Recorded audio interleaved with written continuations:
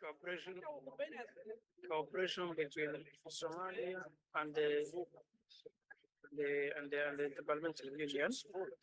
Ladies and gentlemen, sida ogsoontihiin adi maxaa laakiin ani inta badigana hadle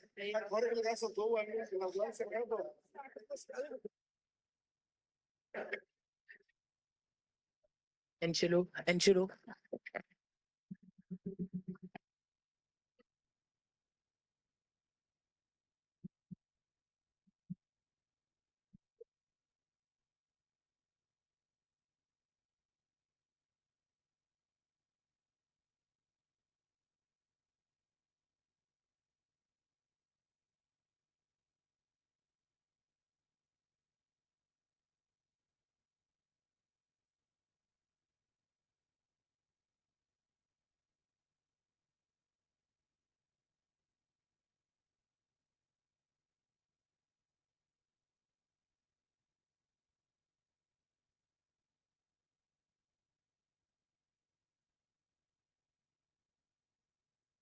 Recording in progress.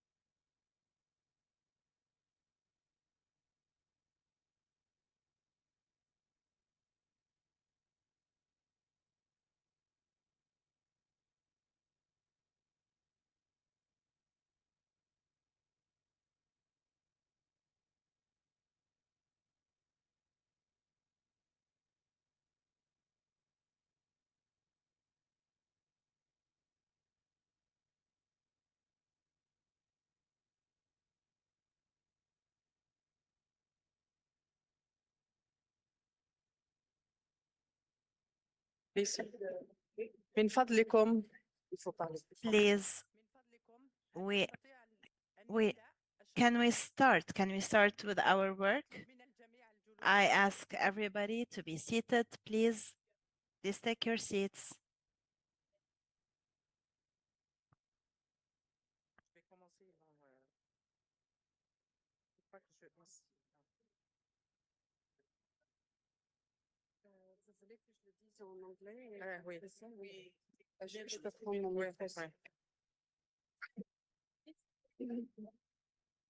Bonjour à tous. Merci de vous asseoir. Morning, everybody. Please sit down.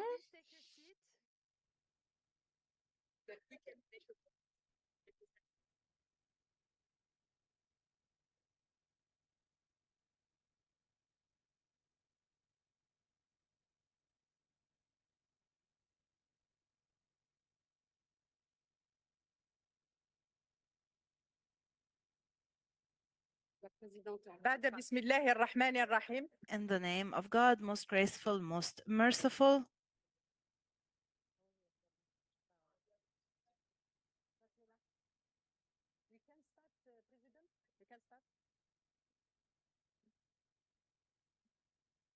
بعد بسم الله الرحمن In الرحيم. the name of God, most graceful, most merciful. السلام عليكم ورحمة الله وبركاته.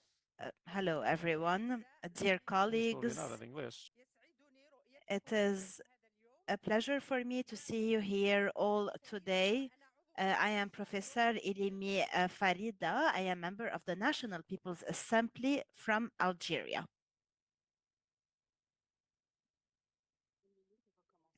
من فضلكم أطلب منكم الجلوس. Please, I ask you to be seated.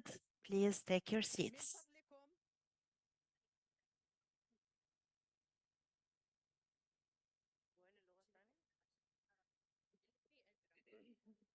من فضلكم نطلب Please, I ask you to take your seats so that we can start with the work today. It is indeed a very long day.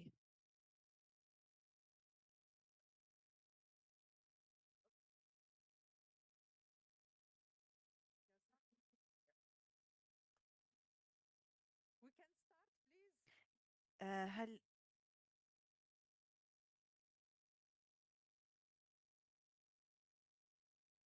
من فضلكم Please, الجلوس.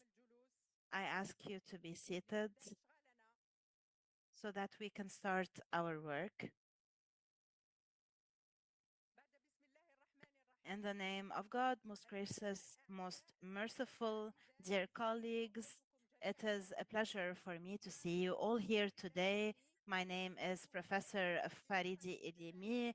I am a member of the National People's Assembly from Algeria, and I am a leader in the biggest party in Algeria, and I am in charge of women's affairs. I am pleased to preside over this session as the first vice president of the Bureau of Women Parliamentarians. Our colleague, Mrs. Cynthia Lopez Castro, who was unable to attend this session given her ongoing senatorial elections, in which she is a candidate in her country, Mexico, cannot be here. And we wish her all the best and success. So I welcome you all, ladies and gentlemen, in this 37th session of the Forum of Women Parliamentarians. I would like to extend a warm welcome to the IPU President, Mrs. Dr. Tulia Axon, and to the IPU Secretary General and Chairperson of the International Gender Champion, Mr. Martin Chongong. Hello.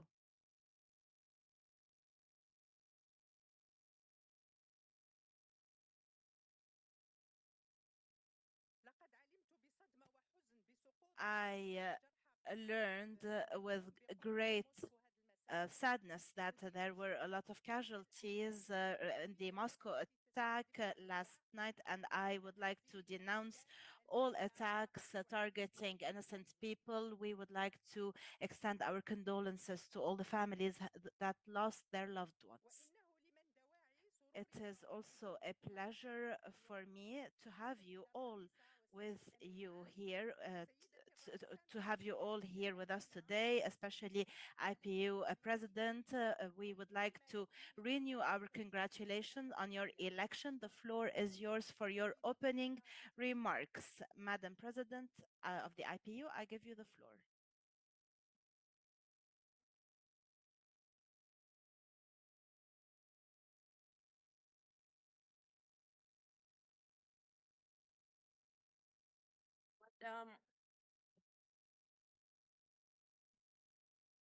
Madam Vice President of the Bureau of Women Parliamentarians, Mr. Secretary General of the IPU, dear colleagues, dear friends, distinguished guests, ladies and gentlemen, let me agree with our Vice President with the remarks that she has just made in respect first of our own President of the Bureau of Women Parliamentarians, Honorable Cynthia Lopez, and the good work that she has been doing for women and advancing the causes of IPU in different countries that she has visited, but also the campaign that she's undergoing. And we all wish her all the best, and we hope she will be able to join us in the future, having won the city of Mexico as the senator. So we wish her all the best.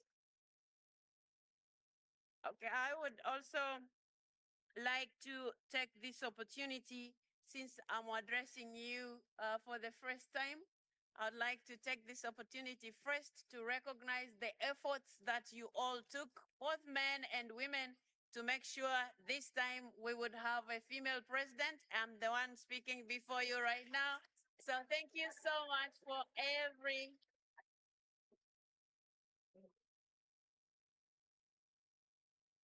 Thank you so much for all the efforts you had put in that race. And now we have a female president. So I appreciate all that you have done.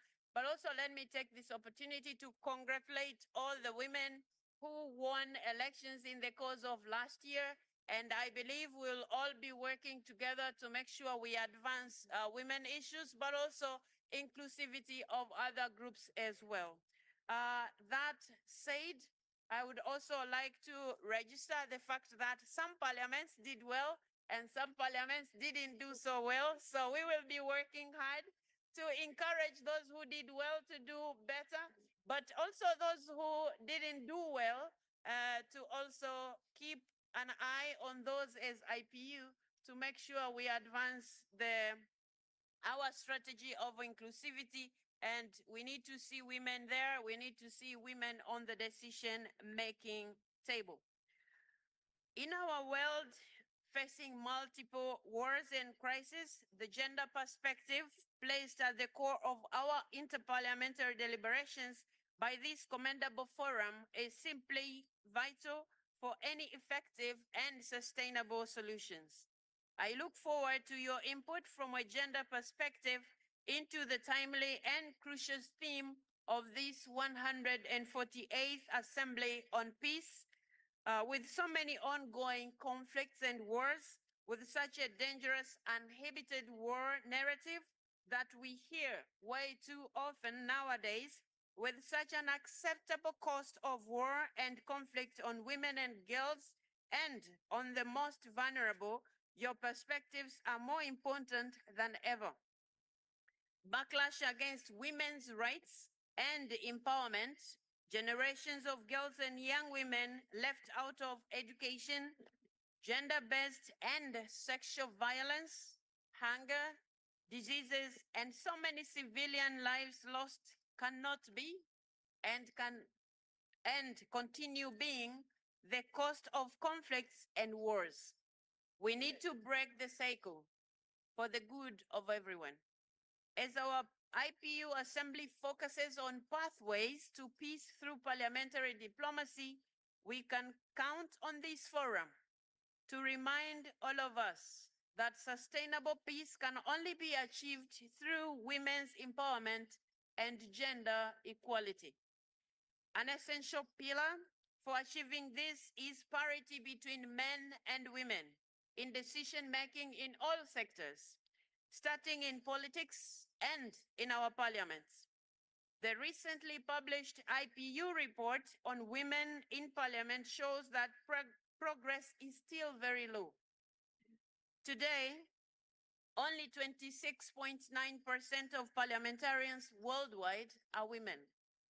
This represents an increase of 0.4 percentage points in 1 year. We need to do much better than that, and we need to do that faster. Gender electoral quotas and their bold enforcement remain the way to go. Our parliamentary institutions must be gender sensitive and promote the influence and leadership of their women members. Social norms that hamper women's equal participation need to be addressed courageously and comprehensively. Indeed, we cannot advance without eliminating gender-based discrimination and violence that hold back women and girls. All these measures must be backed up by substantial financial resources to ensure their effective implementation and to meet the needs of women and girls. Such investment in gender equality will turn current economic losses into future gains for our societies. To convince you of this, I invite you and your respective delegations, including all male members of parliament, to take part in the parity debate on eliminating discrimination, transforming economic losses into gains that will be held on Tuesday, 26th March 2024 from 11:30 a.m. to 13 hours in the afternoon. Colleagues and friends, inclusive leadership drives stronger governance, better outcomes, and more peaceful and fair societies. This benefits us all. This is why our parliaments must also work to promote the inclusion and leadership of women everywhere, in economies, climate change, digital technologies, and the security sector.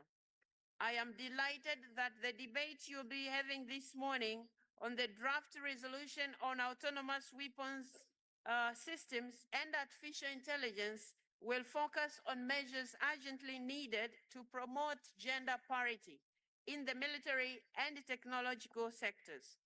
You will also be looking at what we can do as parliamentarians to promote measures to counter gender bias in artificial intelligence systems, particularly in military AI.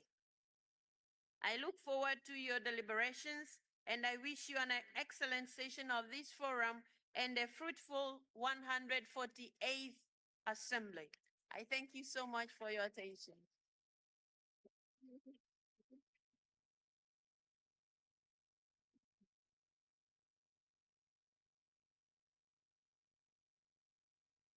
شكرا لك السيدة Thank الرئيسة. you, Madam President, for these very inspiring remarks. Madam President, this forum relies on your strong participation and your strong support. And thank you very much. And now I give the floor to Mr. Secretary General Martin Chongong. Thank you very much. I give you the floor.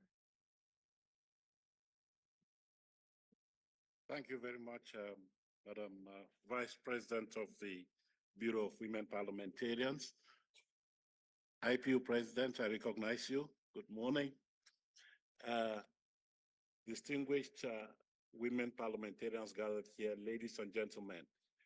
In fact, I don't usually come to this forum to speak. I come to listen to you and enjoy your wisdom because I want to go back and be able to implement our common agenda of gender equality. But today, my colleagues have insisted that I should say a few words at this opening of your meeting.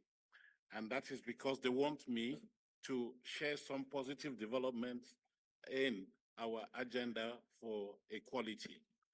I therefore agree to do this. And also because generally I don't need to be convinced to speak when it comes to gender equality. It's just part of my DNA that we can work together to make sure that men and women are sitting at the table and taking decisions together. And I'm very glad to salute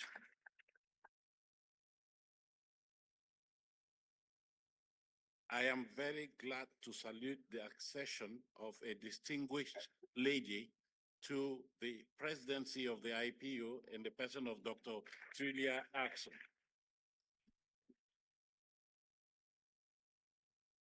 As you can see, we are walking the talk.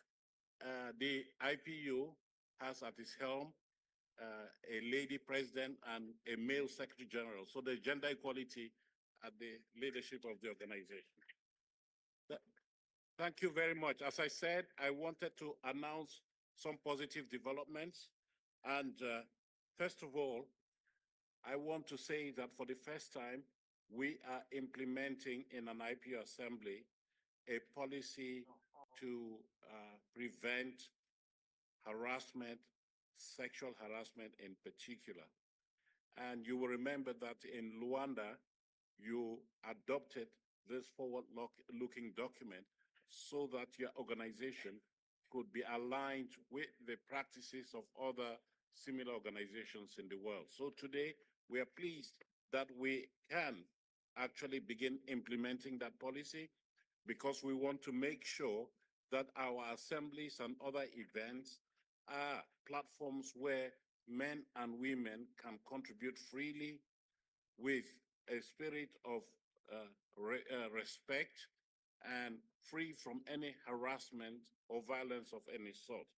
So I think that we are making headway when it comes to gender equality, not only in terms of representation, but actually in terms of the ability to contribute freely to the deliberations of the organization.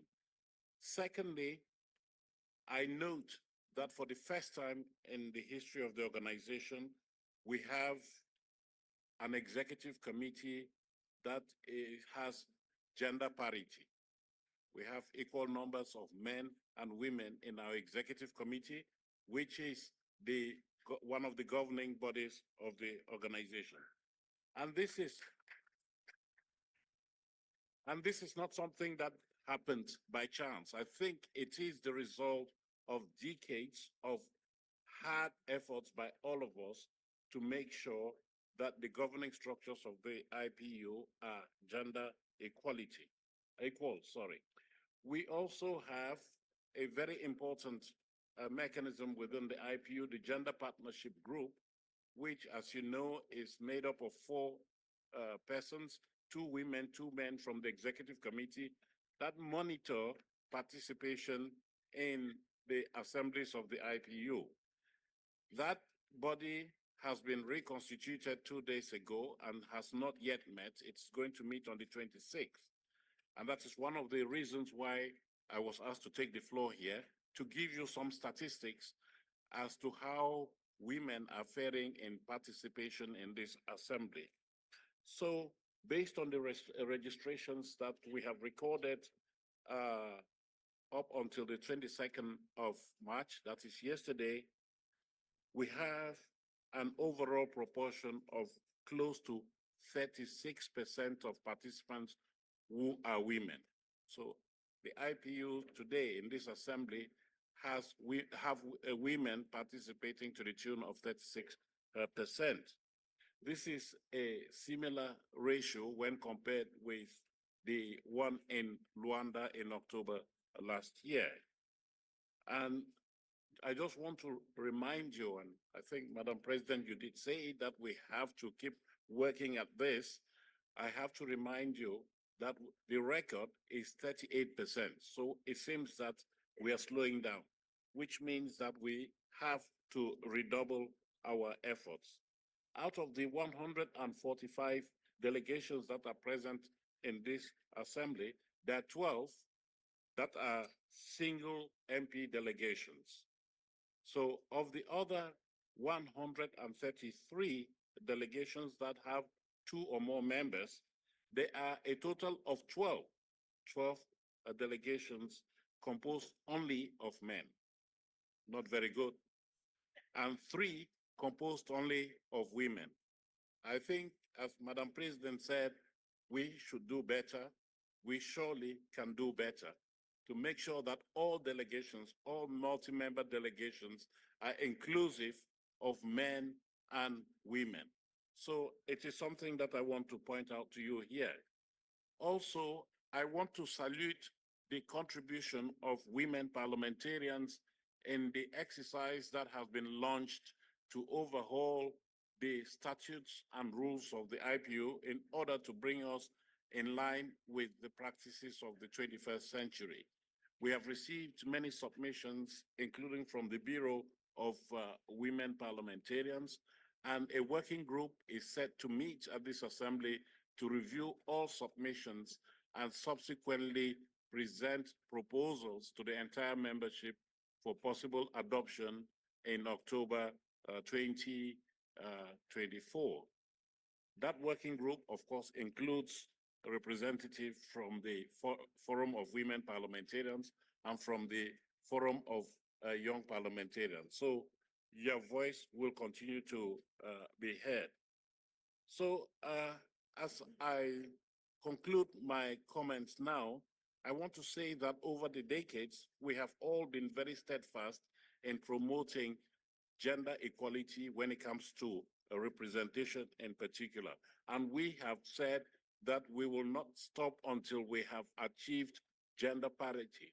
We've been doing this work not only by ourselves, but we have been counting on support from many other institutions out there that give us some support. And I would like to mention the CEDAW committee, the Committee on the Elimination of All Forms of Discrimination Against Women.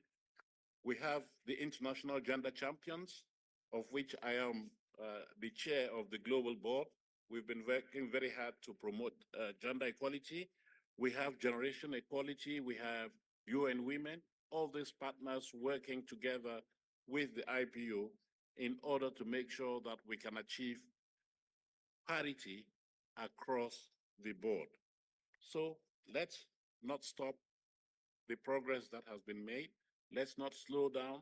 Let's not be complacent. We just have to be dogged in our efforts to promote what we think is justice. And that justice is that men and women in equal numbers should be sitting at the table to make decisions together. Thank you very much.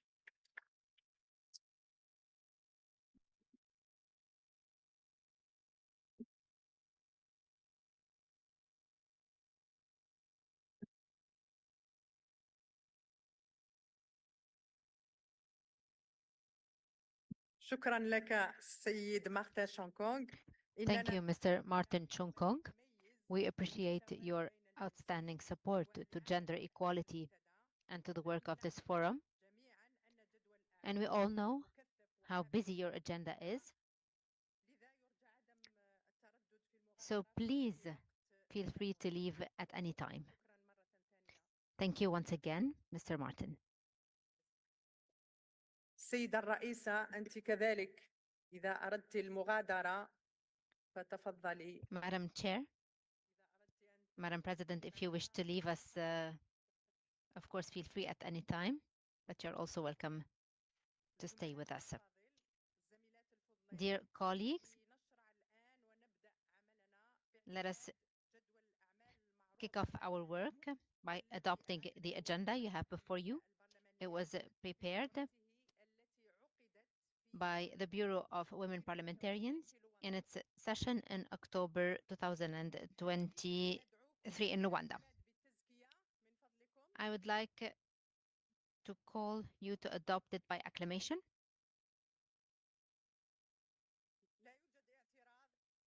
No objection.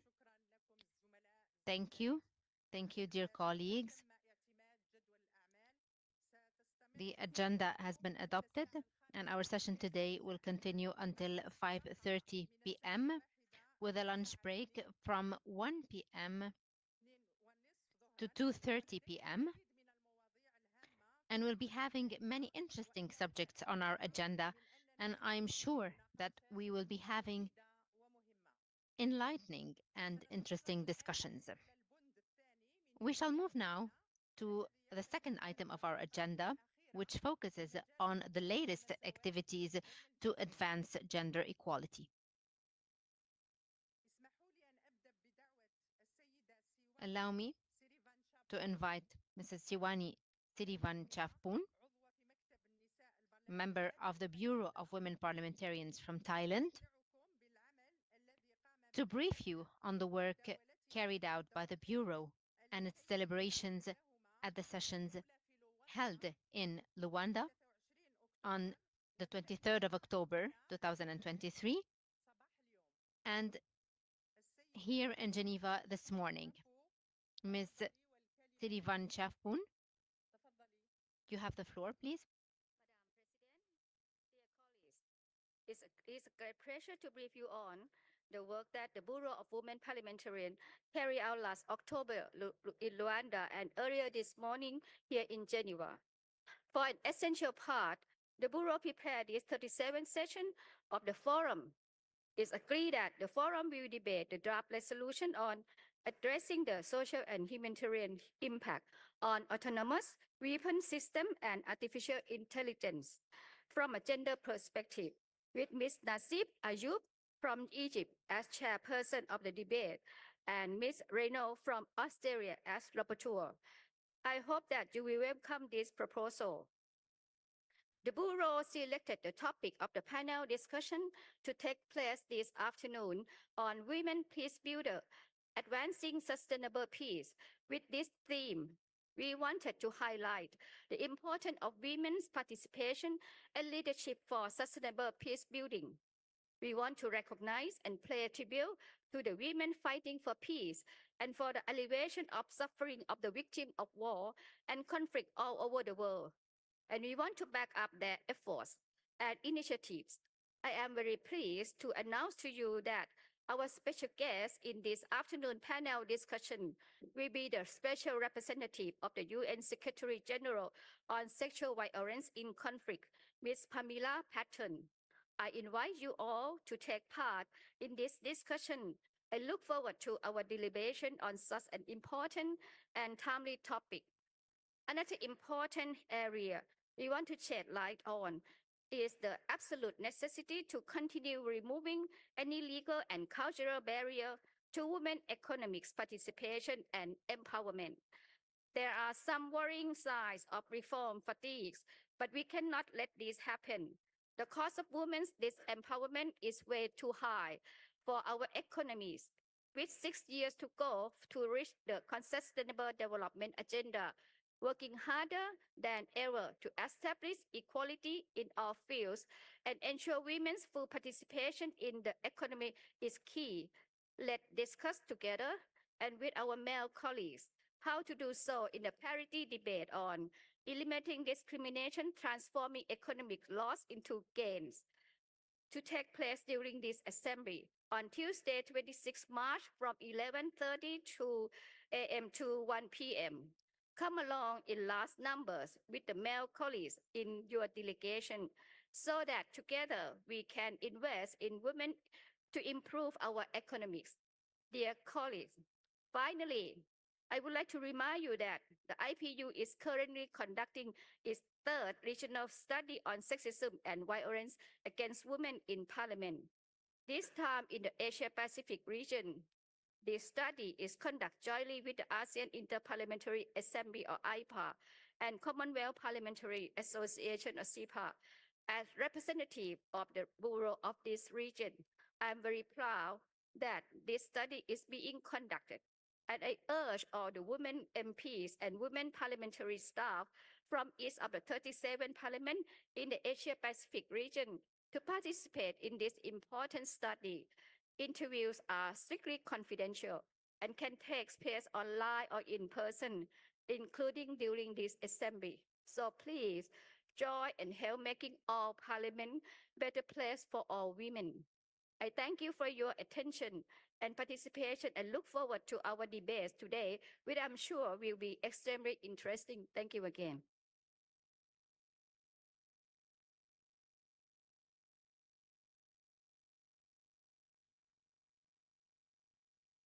شكرا جزيلا على هذا التقرير الزاخر بالمعلومات. Thank you very much for this report full of information. And now we move to the item on the work and recommendations of the Gender Partnership Group.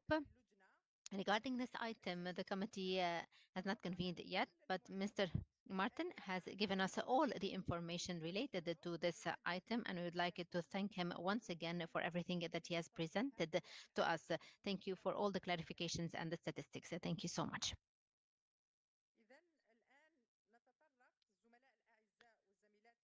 Dear colleagues, we move now to the latest activities of the Inter-Parliamentary Union as to the gender equality.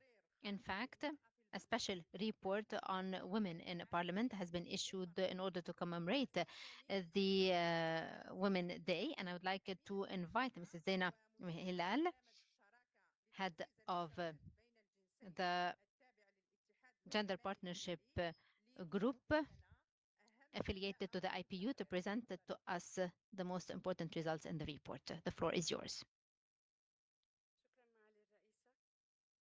Dear members of parliament, dear colleagues and distinguished guests, I'm very pleased to introduce to you the recently published report of the IPU on women in parliament.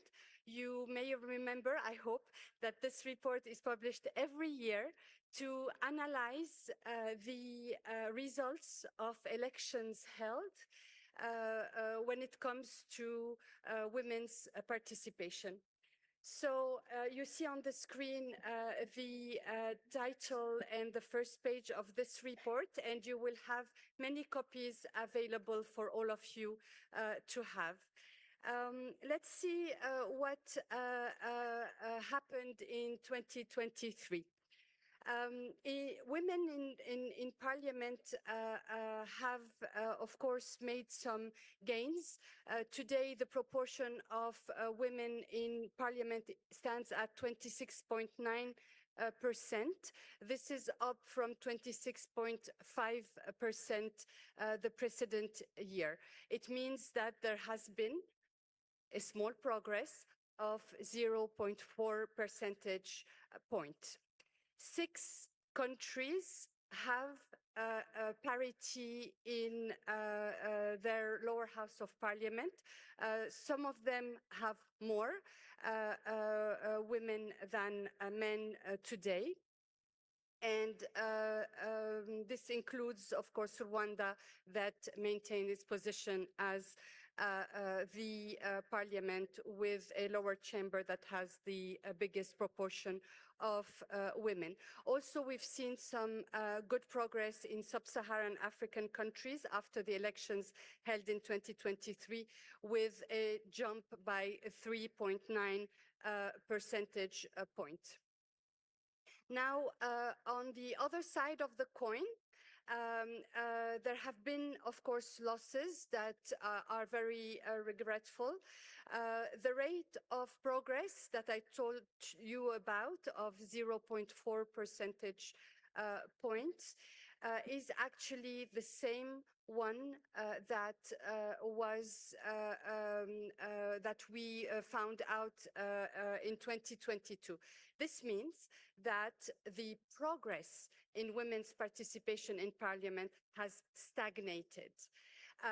And even more worrying is the fact that in the years before 2022, the rate of progress was 0.6 percentage point.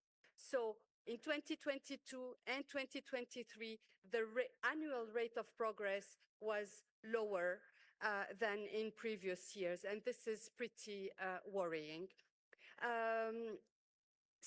Also, what we've seen as very worrying in 2023 is several women, prominent women in politics, quitting their positions, and I'm going to tell you a bit more later in this presentation about that. Now, in terms of regional trends, and you will find in the report a section for each region of the world, If we look in regions, we can see that in the Americas, there is the highest share of women MPs across all regions. So if there was a region that is championed today, it is the Americas. Congratulations. Definitely, with 35.1% of women in parliament in the Americas. I remind you that the global average is 26.9. So definitely this is good progress. Another good improvement is in sub-Saharan Africa, which has the highest improvement among all regions in 2023, with a jump by 3.9 percentage point. Another applause, I think. Thank you very much. And we really hope to see more advancements. I draw your attention to the Pacific and the Middle East and North Africa, where progress has not been happening. So we very much hope that in the upcoming elections, this will change. If we look inside parliaments now in terms of leadership by women, there are today 23.8% of speakers of parliaments that are women, and I'm very pleased to recognize many of them here with us today. Thank you very much for being here. The different speakers present, Madam Speaker from Zambia, Madam Speaker from Indonesia, Madam Chairperson from Uzbekistan, and I'm sure I'm missing some, Madam Arjimon from Uruguay and many others. Thank you very much. You are inspiring leadership by women outside parliaments and inside parliaments. So this is a progress. We have 1.1 percentage point more women in leadership positions than in 2022. In some countries, the Bahamas, Belgium, Belize, Germany, and Mexico, there are a woman speaker in each chamber. So that's great. We've also included data in this report on women's chairpersons of parliamentary committees. And worldwide, 27.2% of all committees, parliamentary committees, are chaired by women. It's less than 30%, so there's much more to be done. In addition, of course, there are many more gender equality committees chaired by women than there are defense committees or finance committees chaired by women. As you can see, the proportions are pretty low. And this, of course, needs to change. In 2023, women speakers have been elected for the very first time ever in Cambodia and in Côte d'Ivoire. Now let's turn, yeah, it's great. And congratulations to these two countries for having a woman speaker for the first time. In terms of lessons learned, of course, our report this year proves again that quotas, gender electoral quotas, succeed in having more women. We have a data point on that, as we know that in elections held in 2023, countries that applied a quota elected 28.8% of women, when countries that did not have a quota in place elected 23.2%. So you can see this gap, which shows us that electoral quotas are important and they work. But to work, quotas must be clear, well-designed, and supported by strong enforcement mechanisms and measures to be really effective, or else it doesn't work. We've noticed as well that proportional representation and mixed systems of election enable better representation of women compared to first past the post systems. Now, of course, in 2023, we've also kept our eye on acts of violence against women, in particular during elections. And you will see in the report that female candidates were particularly targeted with gender-based violence and disinformation in several parliamentary elections, including in Liberia, in New Zealand, in Poland, and also in Thailand. And many women MPs spoke up about their experience of harassment, including in Australia, in France, or in the United Kingdom as well. On the brighter front of things, when it comes to violence against women in politics, some parliaments are acknowledging the problem and stepping up their action against it, including some measures taken in Australia, in Benin, in Iceland, and also in Ireland in 2024. And we very much hope that each and every parliament will take very strong measures to stop any form of violence against women in parliament. And we are here to support you in this endeavor. My last point is going to look at this phenomenon that was very strong in 2023 of women quitting politics. It's very, of course, worrying. We here at the IPU, you all promote women's participation. If it is to get women into positions where then they are harassed, they suffer burnout, and suffer acts of violence against women, then maybe this is not the objective that we are all pursuing. Knowing this, the Bureau of Women Parliamentarians has invited the Forum of Women Parliamentarians at its last session in Luanda to have a discussion specifically on women quitting politics. The title of the discussion was Women in Politics, to Stay or Not to Stay. And this debate, thank you all, has provided guidance on what to do, what are the solutions to keep women in politics. One of such recommendations was the importance of having peer-to-peer support to build resilience, to pass on resilience, the need to build more solidarity among women across party lines and borders.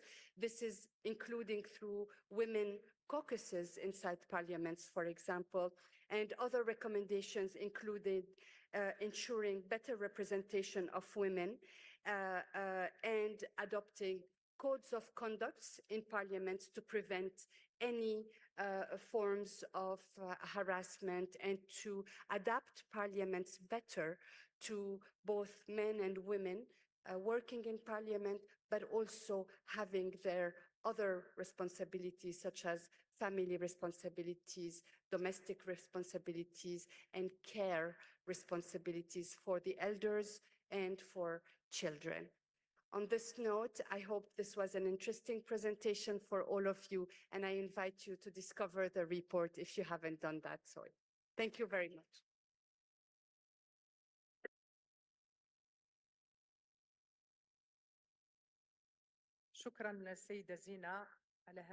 Thank you, Mrs. Zena, for this intervention. Thank you for all the efforts deployed to make our meetings a success. And thank you also for all the online workshops. This report has presented a deep analysis as to the participation of women in parliaments, and this is a strong tool to enhance progress. This is why I would like to invite you, dear colleagues, to use this report and to publish it in your parliaments. And I'd like to tell you also about the latest activities aiming at enhancing gender equality, and I'd like to invite Mrs.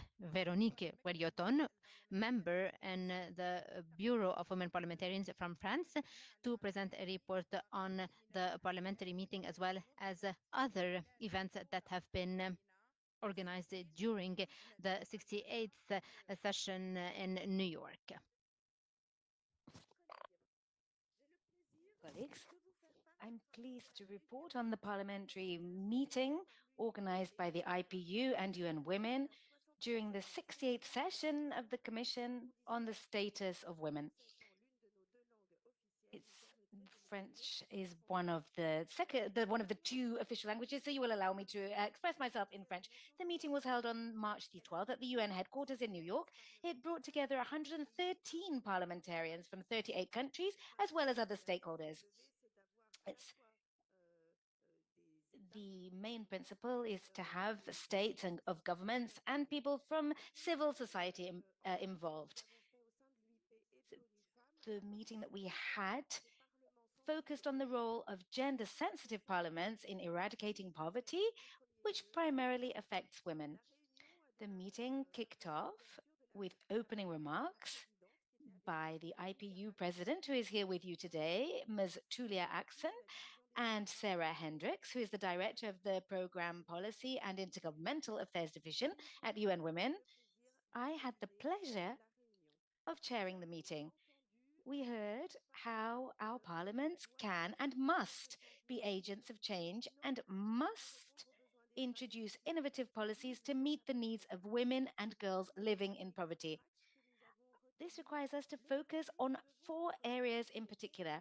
Firstly, we must undertake legislative reforms to eliminate discriminatory tendencies, but also analyze laws from a gender perspective and assure their implementation.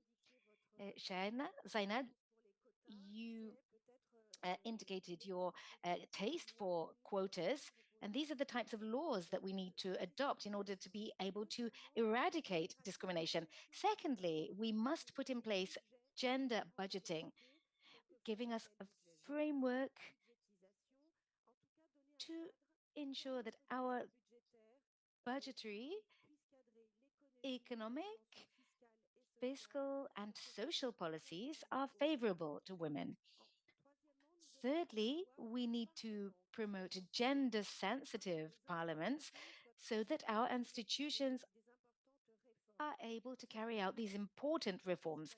This starts with the equal participation of women in decision making.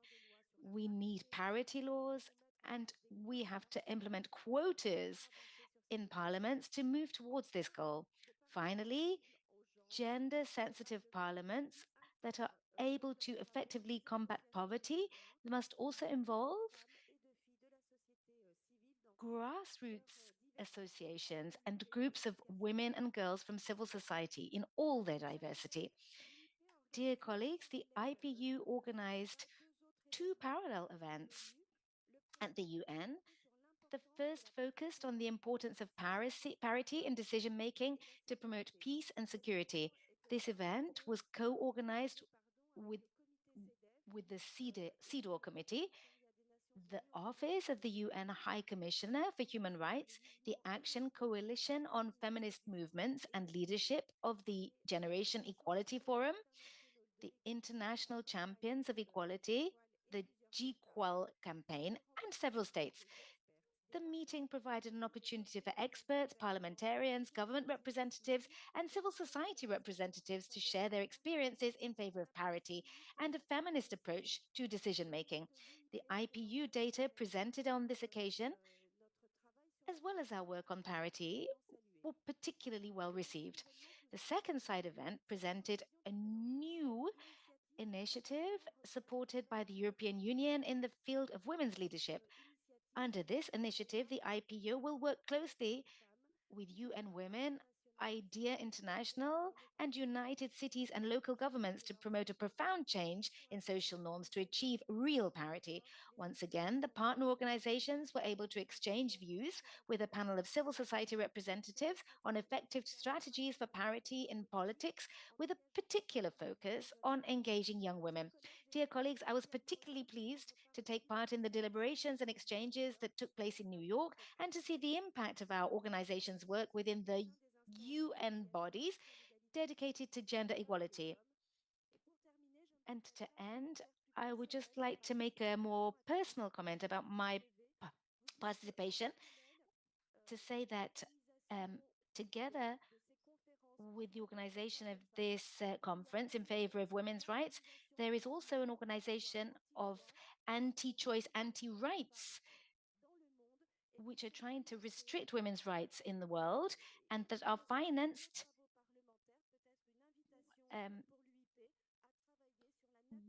an invitation to the IPU has worked on the financing of this, because today there are organizations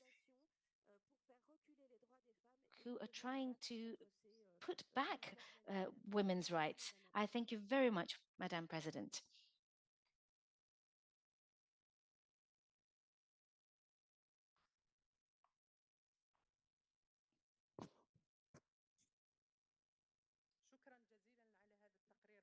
Thank you so much for this report full of information, and congratulations for your excellent work by the committee.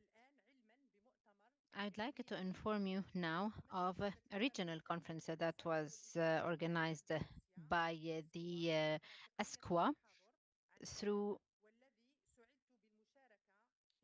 the online participation, and I had together with Mrs. Aida Nasif Ayoub, the second Vice President of the Bureau of Women Parliamentarians, presided this reunion, and I would like to let you know about the report now.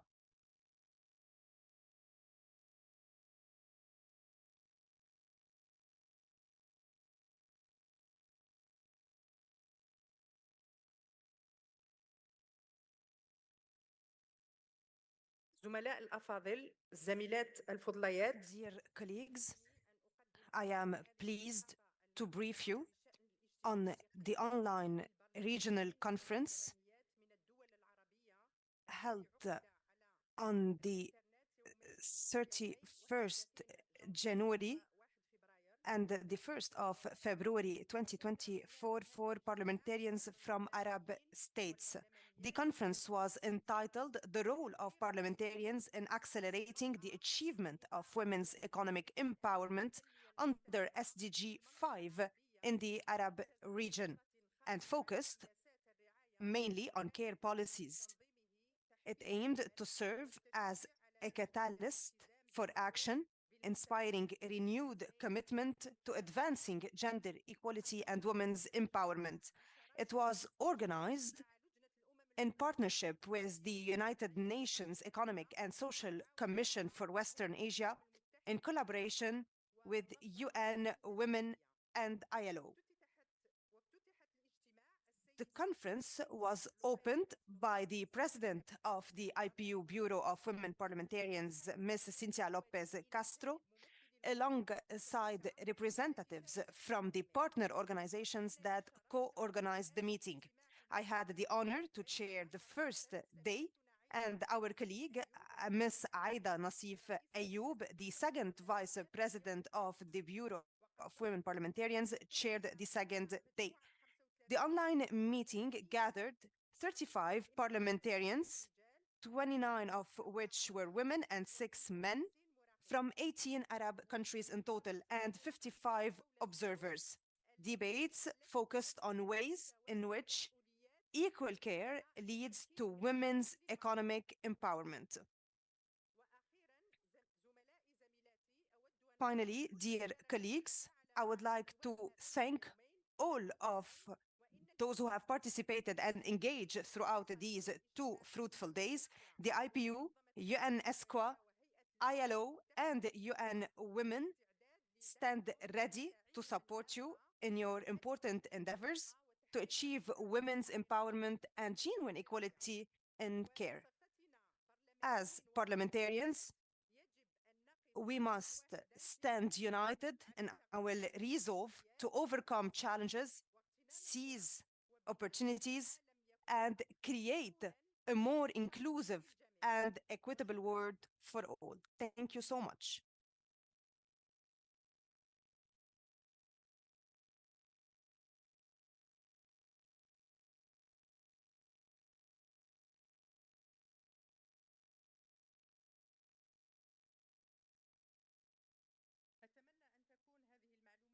I hope this was useful information for you all. and now that we will continue working to promote equal care as a means to unlock barriers to women's full economic empowerment. I now invite Ms. Aida Nassif Ayoub, second Vice President of the Bureau of Women Parliamentarians, to inform us about the webinar for African parliaments on preventing and responding to violence against women in parliaments. The floor is yours. Madam President, dear colleagues, I am pleased to report to you on the webinar organized by IPU and the African Parliamentary Union concerning preventing and responding to violence against women in African parliaments, and that on 22 November 2023, on the occasion of the International Day for the Elimination of Violence Against Women. The webinar was attended by 88 participants, including 50 parliamentarians, 41 of which women and 9 men, from 25 African countries. It focused on follow-up to the 2021 study published by the IPU and the APU entitled Sexism, Harassment, and Violence Against Women in Parliaments in Africa. The participants highlighted the negative impact of gender-based violence in politics, on women's participation in political life, and on achieving inclusive parliaments and democracy. They shared experiences of the forms of violence against women and their impact in their parliaments and discussed solutions. I am very proud to say that 12 African parliaments and 4 inter-parliamentary organizations have reported on actions and measures taken by parliaments to prevent and respond to gender-based violence in their institutions, and that since the publication of the IPU-APU regional study. Such actions and measures included putting in place policies and codes of conduct that deal explicitly with sexism and harassment in parliamentary premises, as well as procedures for supporting victims, handling complaints, and imposing sanctions on perpetrators. The discussions also highlighted the role of caucuses of women parliamentarians and parliamentary staff as platforms to exchange experiences, provide support and solidarity in the search for solutions to eradicate violence against women in politics. I hope that this movement will continue and further extend to all African parliamentarians. Thank you for your kind attention. Thank you.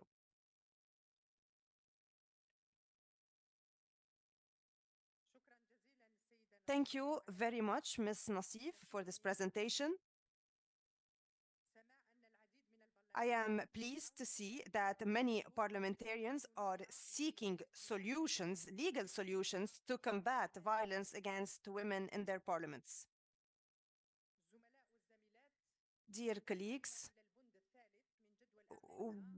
as we go into item 3 of our agenda, we will now turn to the contribution of the forum to the work of this 148th Assembly with a view to providing input from a gender perspective. This is a key role of the forum, so let's make every input count. We will discuss the draft resolution on the agenda of this 148th Assembly entitled Addressing the Social and Humanitarian Impact of Autonomous Weapon Systems and Artificial Intelligence, which is examined by the Standing Committee on Peace and International Security. Our purpose today is to discuss this draft resolution from a gender perspective so that amendments can be drawn to make the draft more gender-focused, responsive, and inclusive to the needs and interests of women and girls. This will lead to concrete recommendations on gender-related amendments to be submitted by the forum to the Standing Committee. Short presentations on the draft resolution and on gender-related impacts of autonomous weapon systems and artificial intelligence will be delivered. After that, we will debate in plenary. Dear colleagues, the Bureau of Women Parliamentarians has nominated a chairperson and a rapporteur for our debate on the resolution to address the social and humanitarian impact of autonomous weapon systems and artificial intelligence. Ms. Aida Nassif Ayoub from Egypt was nominated as chair, and Ms. Linda Reynolds from Australia was nominated as rapporteur. I kindly invite you to approve these nominations by acclamation. I see no objection, so I would like to thank you, dear colleagues. And I would like to thank as well the chairperson and the rapporteur for taking up these tasks. I welcome Ms. Nassif Ayoub.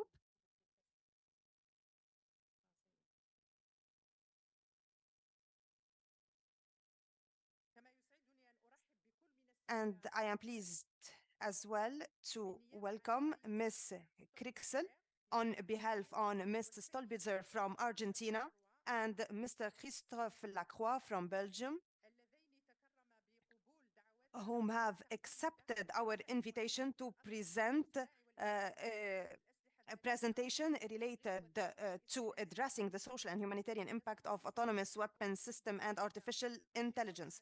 I am also pleased to welcome Ms. Shimona Mohan, Associate Researcher on Gender and Disarmament, Security and Technology at the United Nations Institute for Disarmament Research, who will give us information on gender-based bias and discrimination in artificial intelligence system.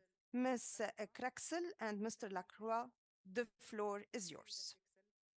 Ms. Krexel, the floor is yours. Good morning to all of you present. Thank you very much for the invitation. I am here in representation for Margarita Polvica, who is from the Argentinian Parliament. The deputy, along with the MP, Mr. Lacroix, in the 146th Assembly in Bahrain, they presented to the Standing Committee on Peace and International Security an important resolution for world peace, and it's about the lethal autonomous weapon system. This topic was presented with another topic on militarized children. And in the end, this topic was chosen. The laws, lethal autonomous weapon systems were chosen. The international artificial intelligence should be applied for the benefit of humanity, and it shouldn't be used in perverse ways that put at risk international peace and humanity. So tomorrow, in the committee, we will be speaking about the resolution and tackling all of the amendments that have been presented. We would encourage you to participate with your comments, and I will hand the floor to Mr. Lacroix, who has been carrying out this tremendous work over the past year with many different meetings, with experts attending different fora, and trying to create this framework to be able to then legislate in our countries to create this legal framework and to prevent the world from falling into the risks that are posed by these systems. So I hand you the floor, Mr. Lacroix. Thank you very much. I will speak in French. It is an honor for me to speak before you and to speak at this forum of women parliamentarians, because in these lethal autonomous weapons systems, in the automation due to artificial intelligence, one thing that we have been made aware of is that artificial intelligence can or could select human targets, and with no intervention from a person, from a man or a woman, can decide to attack the target. So artificial intelligence could create a world in which a machine based on an algorithm can destroy the life of a human being. We have seen much research that has shown that algorithms are what we call black boxes that can't be explained, that aren't understood by parliamentarians or by citizens, and it's really technological or militarized use. And when we find out more about them, we find that they are biased, and they are the creations of men and women who repeat the discriminations that they have in their real lives. So a system of lethal autonomous weapon systems, if they select a target of an armed man, there could be a gender discrimination here based on being a man. On the other hand, you could also be targeted by this autonomous weapon system, because the system, it may be a lethal system, and it can provoke sexist violence, gender-based violence. And so in this way, women could be targeted by these weapons systems.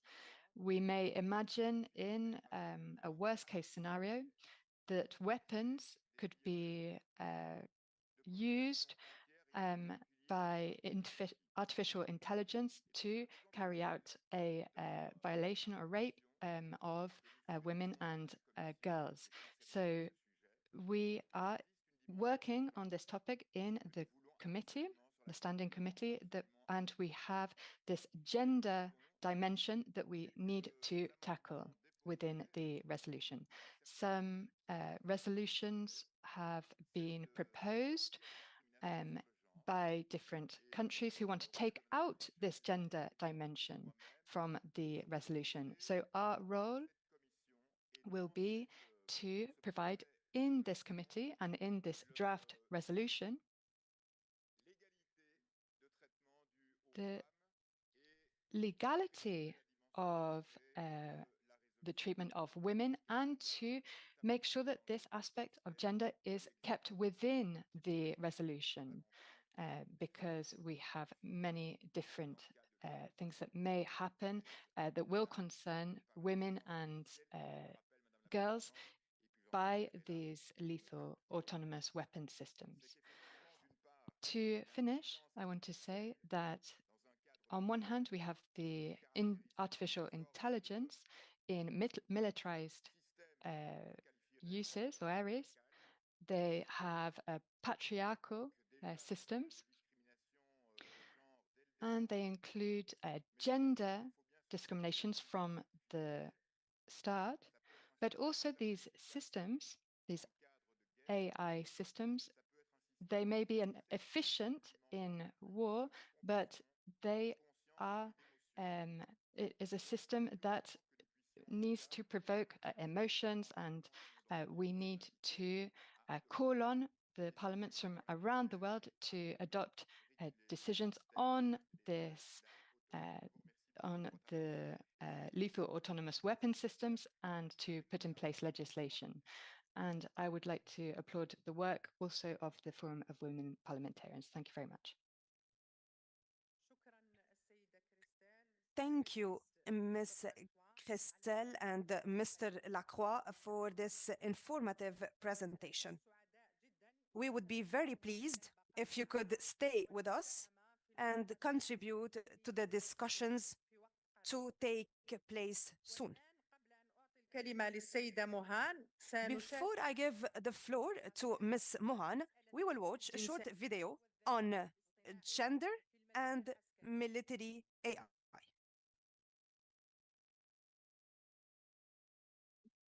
Intelligent, trained, constrained, biased. Artificial intelligence is the result of human and machine interaction. Humans are not neutral.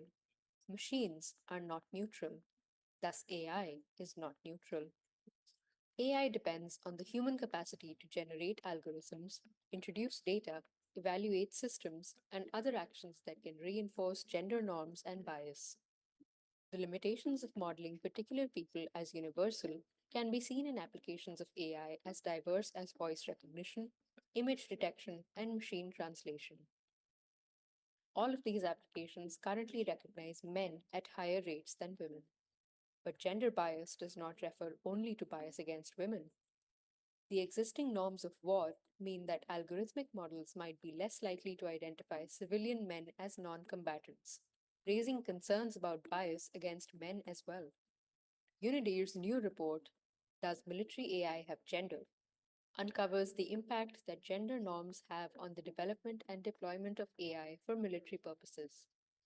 The report addresses gender bias in data collection, algorithms, and computer processing. It also proposes a gender-based approach to human-machine interactions by adopting gender mainstreaming policies for military AI strategies, developing specific measures to assess how military AI systems represent and respond to gender, and by including diverse experts in discussions on military AI systems, such as scholars of gender, race, and ability. Learn more and download our report here. Automated, intelligent, trained, constrained, biased. Artificial intelligence is the result of human and machine interaction. Humans are not neutral. Machines are not neutral. Thus, AI is not neutral. AI depends on the human capacity to generate algorithms, introduce data, evaluate systems, and other actions that can reinforce gender norms and bias. The limitations of modeling particular people as universal can be seen in applications of AI as diverse as voice recognition, image detection, and machine translation. All of these applications currently recognize men at higher rates than women. But gender bias does not refer only to bias against women. The existing norm data collection, algorithms, and computer processing.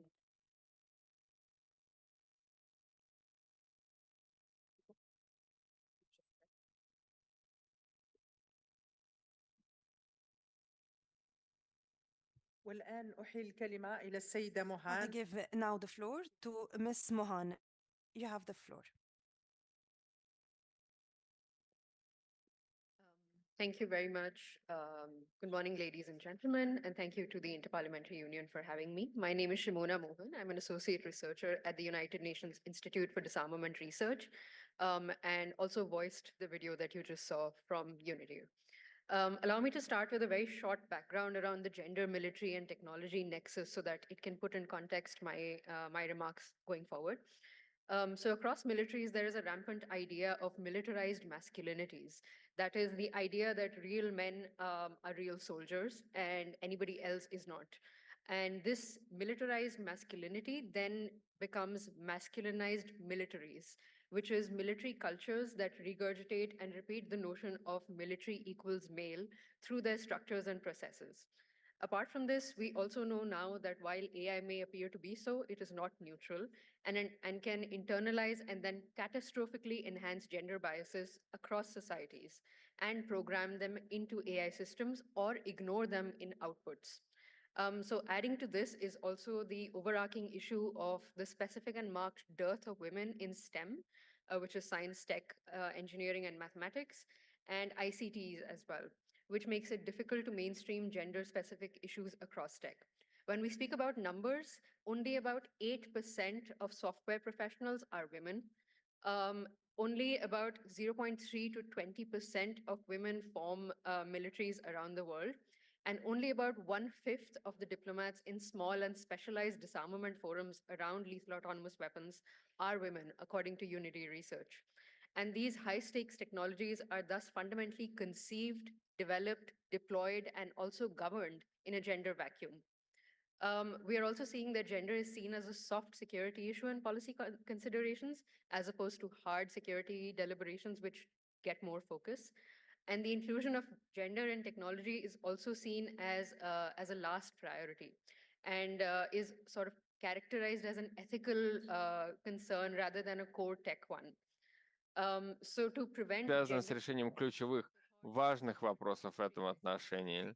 И поэтому очень важно понять и понять те проблемы, которые существуют, в каких именно областях нужно сконцентрировать наши усилия. И поэтому очень важно, что этот вопрос поднимался в комплексном ключе. Поскольку я говорю о лакунах, которые у нас есть в этом отношении, давайте я освещу те, которые я вижу. Это в первую очередь технологии. И искусственный интеллект может быть результатом использования ущербных моделей алгоритмов, и необходимо постоянно контролировать эти системы, продлевать их необъективность. correct the data bias, then it presents itself in the output stage.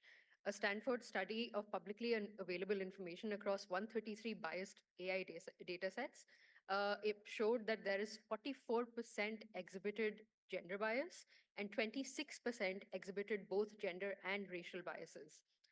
And then another research by the MIT Media Lab called Gender Shades also shows that across most softwares that indulge in facial recognition systems based on AI systems, 99% recognize white male faces, but only 67% recognize darker female faces.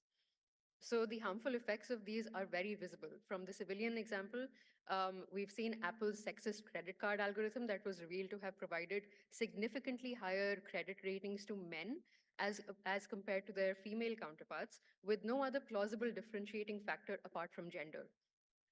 Since technologies like AI are dual use and dual purpose in the way that they're designed and employed, this kind of system, when employed on a battlefield, can also result in very, very harmful side effects, such as target profiling on the basis of gender and misidentifying civilian women as non-human objects to engage with them in conflict settings.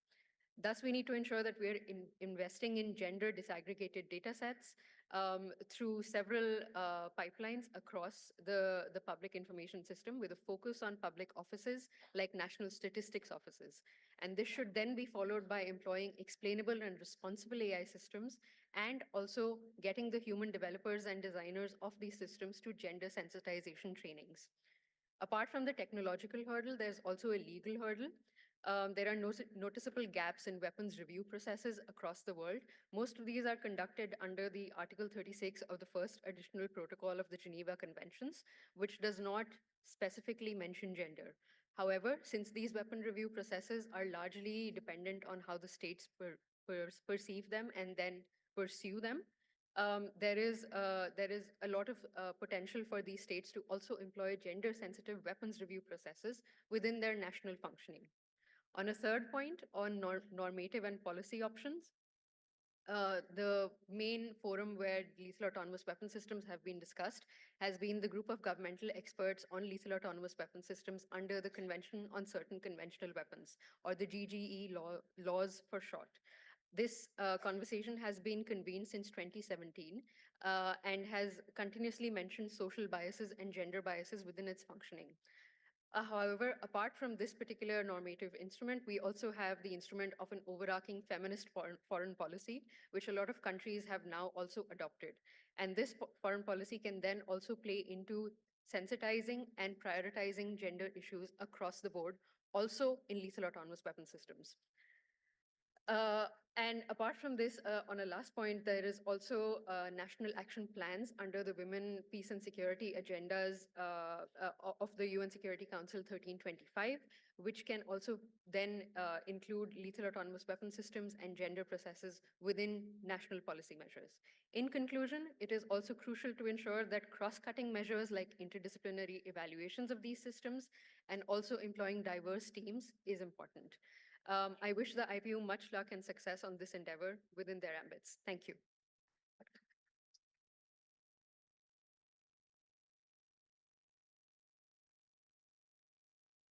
شكرا السيدة مهان على هذا العرض Thank you, Ms. Mohan, for this very important presentation. I now leave the chairpersonship to Ms. Nassif Ayoub, who will preside over the debate. The floor is yours.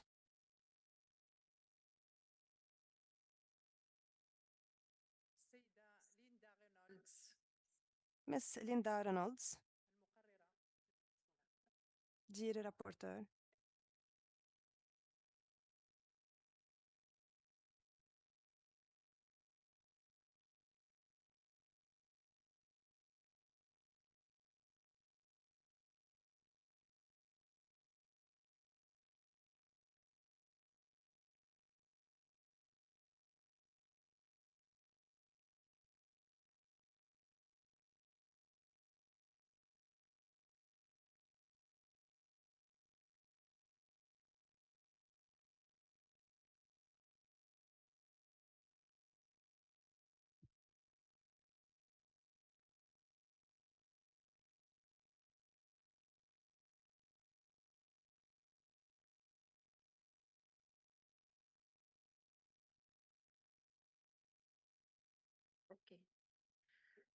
زملائي الأعزاء زميلاتي الأعزاء إنه لمن Dear colleagues, it is a great pleasure for me to preside over the proceedings of this discussion following the proposal of the Bureau of Women Parliamentarians. Ms. Reynolds from Australia has been appointed as the rapporteur of our discussion. We both very much look forward to our debates today. I have no doubt that our discussions will be constructive and fruitful. Before I make a few introductory remarks, I would like to remind that those wishing to speak and who have not yet filled out a form to be put on the speakers list should do so now. As a start, let me remind you that some documents are available at the documentation desk in the room for your use during our proceedings. I invite those of you who do not already have these documents to pick up copies.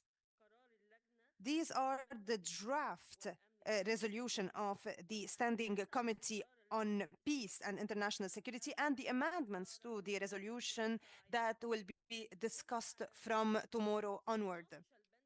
As you know, we will be discussing the subject item before the Standing Committee on Peace and International Security, addressing the social and humanitarian impact of autonomous weapon systems and artificial intelligence.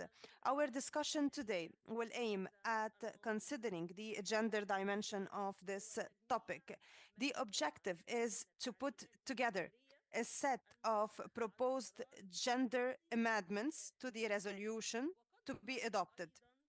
We may also decide to support amendments that have already been proposed in case they echo some of our concerns.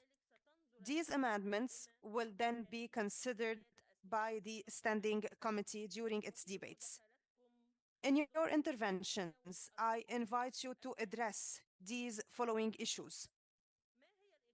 What are the most effective actions parliamentarians can take to ensure that AI, including AI for military purposes, does not perpetuate gender bias, gender inequalities, and other forms of discrimination?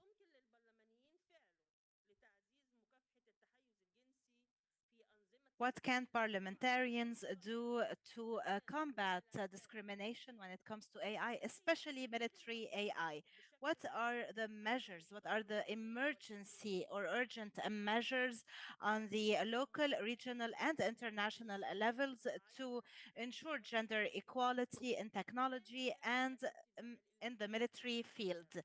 What are the concrete commitments that the countries need to make to ensure gender equality in regional and international discourse regarding lethal autonomous weapon systems and military AI? Based on the United Nations Security Council resolution for the year 2000 regarding the women's agenda and peace and security, and how can parliamentarians contribute? Now I will open the floor for your contributions. I will give the floor to anyone who wishes to speak for 3 minutes. Given that it is understandable that we can speak until we have the time to do so. And I would also like to encourage you to make sure that this deliberation is active during this discussion. I would also like to ask the speakers to mention their names and delegations clearly for recording. And now I give the floor to Indonesia, to the speaker of Indonesia. Mrs. Maharani, I give you the floor.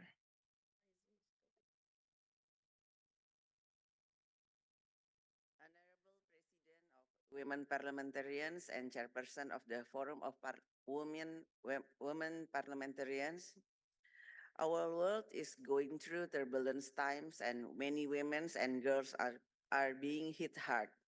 As digital technologies races ahead, women and girls should not be left behind. The development of artificial intelligence, AI, not only present huge opportunities for human progress, but also bring enormous challenges. I believe that AI should be comprehensively regulated. At the national level, Indonesia has formulated the National Strategy on AI, which aims at harnessing its potential for the people. In addition, any effort to promote the development of AI must consider how to close the digital gaps, how to reap the benefits of AI for greater potential for all, how to mitigate risks and challenges to bring harm to the people, and how to enhance global digital and AI governance. Moreover, there is specific concern with regard to the development of the lethal autonomous weapon systems. This is especially because the type of weapon can be used without human control. The impact of this weapon to women and children in war zone will be unimaginable. Hence, there should be an international arrangement to manage this issue. Major AI power should impose self-restraint to limit the spread of lethal autonomous weapons. We should also consider to develop legally binding instruments to prohibit or regulate lethal autonomous weapon system. Without such measures, the development of this type of weapon will bring ethical, humanitarian, and security concern. Furthermore, another concern is the possibility non-state actor to deploy homemade autonomous weapons by changing civilian devices into military purpose. Distinguished delegates, despite global effort for women's empowerment and equality, women and children are still the most vulnerable and affected during a conflict war, as in Gaza and Ukraine. We have seen in Gaza recently, among those who were brutally attacked, killed, and targeted by the Israel forces, 67% are women and children. It is a painful wake-up call for global community to invest more on women peace and security agenda. Women make up half of the world population. Therefore, women are integral part of the solution and effective agent of peace. To address this issue, we, as women leaders, must take concrete action. We must encourage women's leadership in the peace process. Likewise, we also must ensure that women are actively involved in the development of AI and its related technology. What? By doing so, women will understand the impact of AI, including autonomous weapons of themselves. As Parliament, it is our duty to make sure that women are in the room during peace negotiation. To conclude, let us work together to foster women's leadership to achieve durable peace. Thank you. Thank you. Thank you so much. والآن أعطي Now الكلمة I give the floor to Japan. 3 minutes, please, so that everyone who asked for the floor has the opportunity to speak. So Japan, I give you the floor.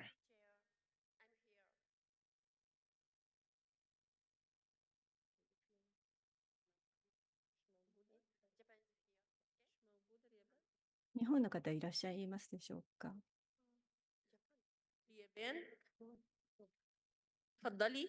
Japan, go ahead, you may speak. Thank you, Chair. Okay. 私は日本国代表団 Thank you, Chair. I am Yumi Yoshikawa, a member of the House of Councillors and Deputy Head of the Japanese delegation. Since the appointment as Parliamentary Vice Minister for Foreign Affairs in August 2022, I am heading the Bureau for the Women Parliamentarian in LDP, the ruling party in Japan, so that we can reflect the opinions of women and increase the positions of women in the society, and so that the women can work in responsible positions. Therefore, for this Women's Parliamentarian Forum, I'm feeling greatly honored to be able to speak and address such a great audience. And also, from August 2022, I have been working as the Parliamentarian Vice Minister for Foreign Affairs, being engaged in diplomatic work in the area of disarmament and non-proliferation, promoting dialogue and confidence building among countries. Well, the theme for this meeting, well, according to Human Rights Watch, laws, LAWS, also known as killer robots, would be able to select targets without human intervention. And this will be developed very soon. So the impact of these weapons is now igniting active discussions internationally. We at the House of Councillors has an investigation committee for diplomacy and security. For laws, LAWS, we have been conducting investigation into the impact and implications. And these AI weapons are said to be the third revolution of warfare after gunpowder and nuclear weapons. These may make wars even more serious than ever before, experts say. In light of the situation in Ukraine, Gaza, and past wars that the world has experienced, including Japan, it is clear that the greatest victims will be women and children who are in socially vulnerable positions. Despite recent international attempts to figure out LAWS laws, definitions, attributes, and IHL, International Humanitarian Law challenges, and the regulatory frameworks, unfortunately, countries have yet to resolve wide differences in opinions and positions. While it is ideal if international community could secure common understanding and agree on rules broadly among different countries. Given differences in opinions, however, it would be very hard to conclude a legally binding document as an effective framework for rulemaking anytime soon. A more realistic opinion. Well, we have to make sure that the rulemaking has to take place without bias to any country. And IPU is an important platform, and I hope that the IPU will play an important role. And we, Japan, would like to take part in these efforts and work together with other countries. Thank you very much for your attention. على انتباهك. Now I give the floor to the South Africa. So to the state of それ South では、Africa. アフリキアの、幹部さん、お願いいたします。はい、議長、メンバーの皆さん、ありがとうございます。私、シルビア・ボーカスと申し上げます。この、女性フォーラムのメンバー、長年務めております。まず、この非常に重要な興味深いディスカッションを、されていることでお礼申し上げます。社会的な側面、この、人道に対する、自立型兵器を使うということ、これで女性とまた女子が非常に不平等に影響を受けている、そして脆弱な状態にあります。しっかりとこの技術を今のジェンダーダイナミクスの視点から理解をする、そして既存のチャレンジ、女性、女子、また抑圧されているグループに対する影響を考えなくてはいけません。この自立型兵器システム、女性の安全、またパワーのダイナミクスを紛争の地域でどのようなことがあるのか考えなくてはいけません。Specific needs and vulnerabilities of women, ensuring that our approaches to technology and conflict resolution are inclusive and effective. In this regard, we want to propose the following. Recognizing that autonomous weapon systems may present unique risks to women and marginalized communities in conflict zones, and thus Parliament should actively advocate for the integration of gender-based impact assessments when establishing guidelines and regulations related to the development and deployment of autonomous weapon systems in order to mitigate potential disproportionate harm to women and marginalized groups. Encouraging parliaments to emphasize the importance of ensuring women's meaningful participation in decision-making processes related to the development, regulation, and use of those systems, as their insights are vital to understanding the technology's potential impact on communities, especially in conflict settings, and approve legislation that accounts for the gendered implications of autonomous weapon systems. By integrating these perspectives, these gender perspectives, our approach to addressing the social and humanitarian impact of autonomous weapon systems will become more comprehensive and equitable, fostering a safer and more inclusive environment for all affected by armed conflict. And I thank you. Kia leboga. Enkosi. شكرا لدولة جنوب Thank أفريقيا. you for the state of South Africa, and thank you very much for keeping to the time. And now I give the floor to China. دولة الصين مش موجودة. China, are you there? So is China present?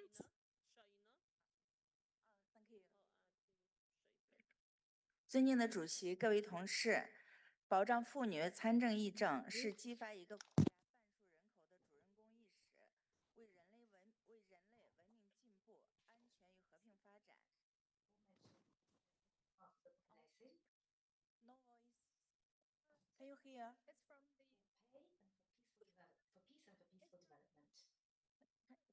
Can you hear me? We're using the French interpretation, so it Intervention of the intervention of the Chinese delegate will be interpreted in French. Sorry. 尊敬的主席，各位同事，保障妇女参政议政是激发一个国家半数人口主人公意识，为人类文明进步、安全与和平发展凝聚力量的重要举措。For the human civilization. 中国高度重视妇女参与政府决策和国 importance for the participation of women in decision making. Today in the National Popular Assembly, we have 190 women, so this is a high percentage. It is increasing and is a historic number.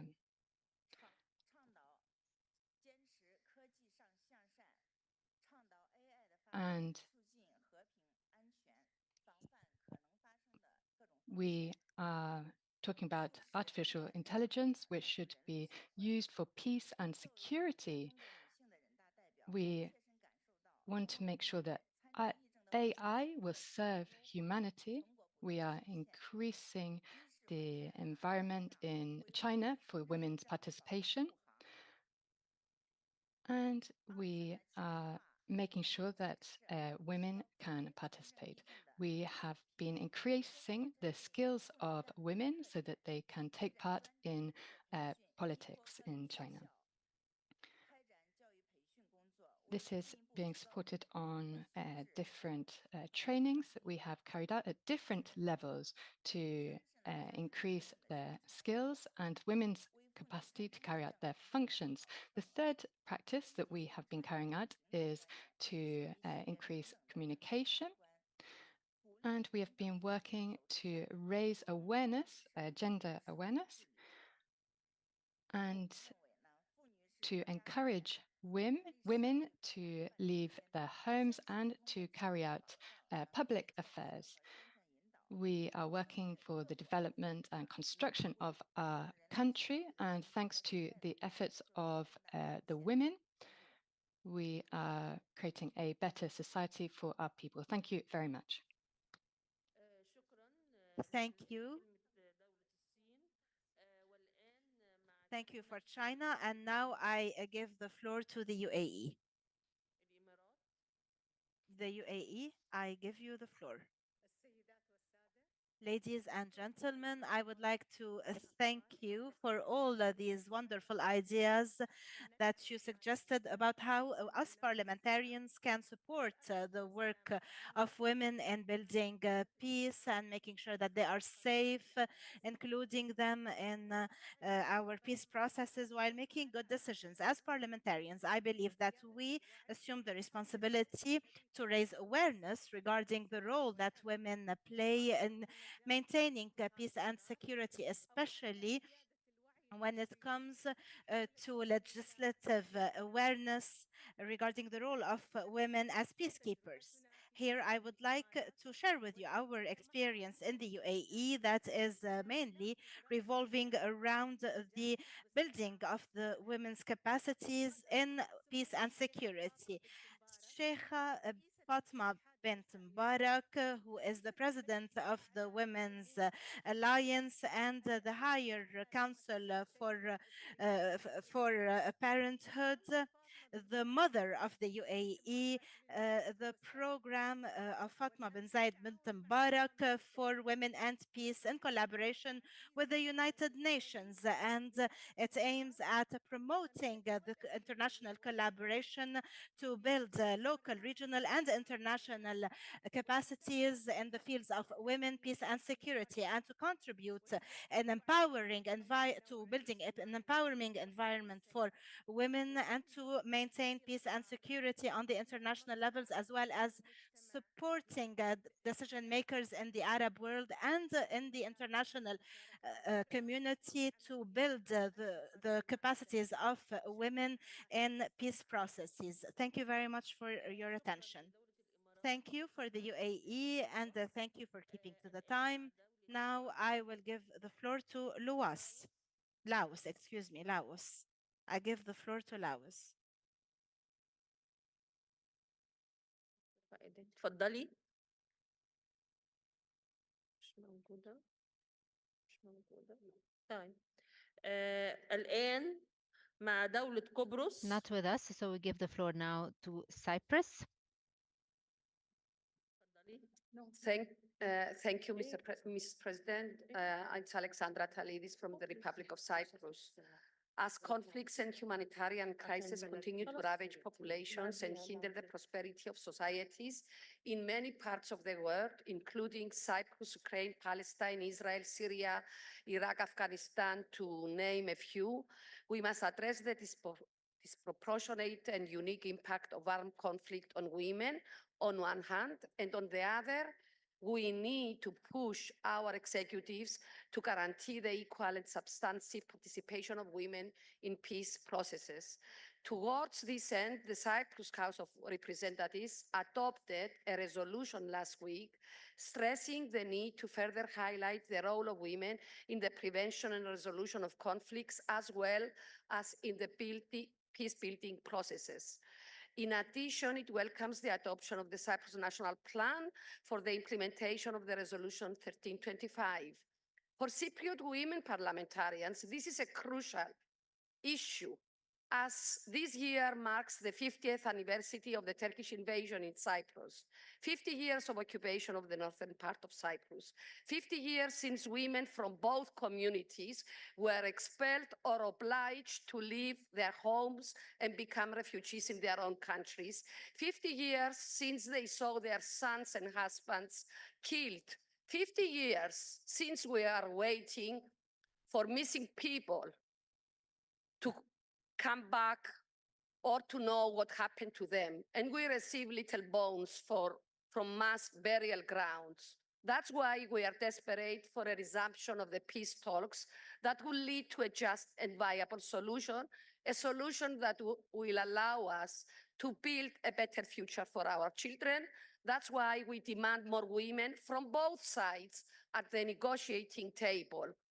God, dear colleagues, is a failure of humanity to rise above hatred and greed. It destroys lives, the lives of innocent people, but most of all, the lives of women. Women were used as tools to hurt the opponent. Women are raped. They are used as shields. But we are not comfortable in this role of victim. We are not comfortable in this role. We want a place at the negotiating table because we have a dream of rebuilding our country, a build for peace for our children, a dream that will bring former opponents at the same table for peace and prosperity for our country. Thank you very much. شكرا لدولة قبرص والآن We thank Cyprus, and now we give the floor to Bahrain. Thank you, Madam Chair, and I would like to thank all the organizers of this forum. Of course, the autonomous weapons spread a lot of fears because we don't know to which extent the weapons can be bound by the humanitarian international law while decision-making processes are on. So can we talk about these weapons without discriminating between the civilians and the military? Can it distinguish between men and women? And can it abolish the conflicts if it shows that it has secondary effects on women and on children specifically? Equipping the systems with autonomous weapons have made the systems of weapons more independent than human beings. This is why predicting their behaviors has become much more difficult, which spreads doubts on how these systems work within the limits of the international law and humanitarian international law and human rights principles. And debates on autonomous weapons is not limited to legal issues and technical issues that are very complicated. It covers as well main issues that are being raised by these weapons as to fears that the data entry into these systems before the war could be based on a certain gender bias against women specifically, or at least the fact that women are not being protected against these weapons. This is why there is an urgent need to having an international efficient response to counter the dangers that are raised by the autonomous weapons and the way they work. This is why parliaments should enhance legislative frameworks and legal frameworks, and they should discuss the policies and different mechanisms that are necessary. They should continue their numerous efforts to push their states to address these issues widely. And the objective would be to have more ambitious results and to have more accountability and to work towards prohibiting that civilians would fall victims of armed conflicts, especially women. And my colleague is going to continue. Thank you. We have some of the suggestions that we would like to read, specifically when it comes to adopting legislations. Given the difficulty of adopting general legislations in this regard, and these legislations are going to be always subject to change. This is why there should be a legislative decision so that there would be more flexibility. So this is why when it comes to sanctions, sanctions should be more strict if the use does not respect the equality principles. Parliamentarians should be keen on having a strategy at the national level when it comes to artificial intelligence, and that should be coupled with a budget responding to such needs. Furthermore, currently in the parliament in Bahrain, we are looking into a specific proposal related to artificial intelligence, and hopefully with all the experts we shall be able to include some of the very important issues. We would like to thank Bahrain, and now, dear colleagues,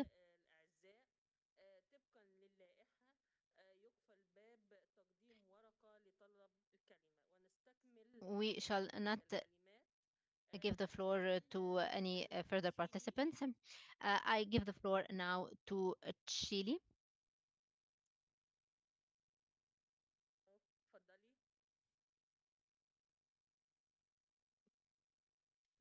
So from now on, no one is asked to take the floor. Hello, dear President and my fellow parliamentarians. I am here from Chile, and we need to create this legal framework incorporating the experience of women.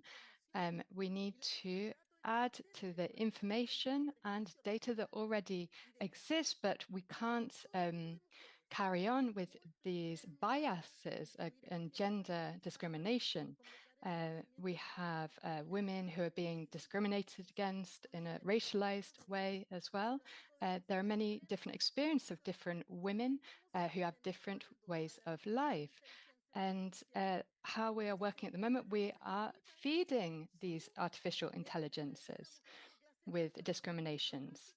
We have, for example, women who are attacked for being indigenous women who are defending their territories in my area. We have, there should be women incorporated into research areas and should be joined to research teams. And we are increasing these numbers in, we're trying to increase this, but at the moment in developing, we only have maybe 20% of women in these areas. There is also efforts to control the data. We need to make sure we don't perpetrate these stigmas and biases to pass on into military areas. This will lead to the death of innocent people based on erroneous data. Dear President, parity, the inclusion of women and our experiences and skills are really key to make sure that we don't go backwards in history. Thank you. شكرا جزيلا لدولة تشيلي وعلى التزامكم Thank you, Chile, so much for having respected the time given to you. I give the floor now to Malaysia. The floor is yours.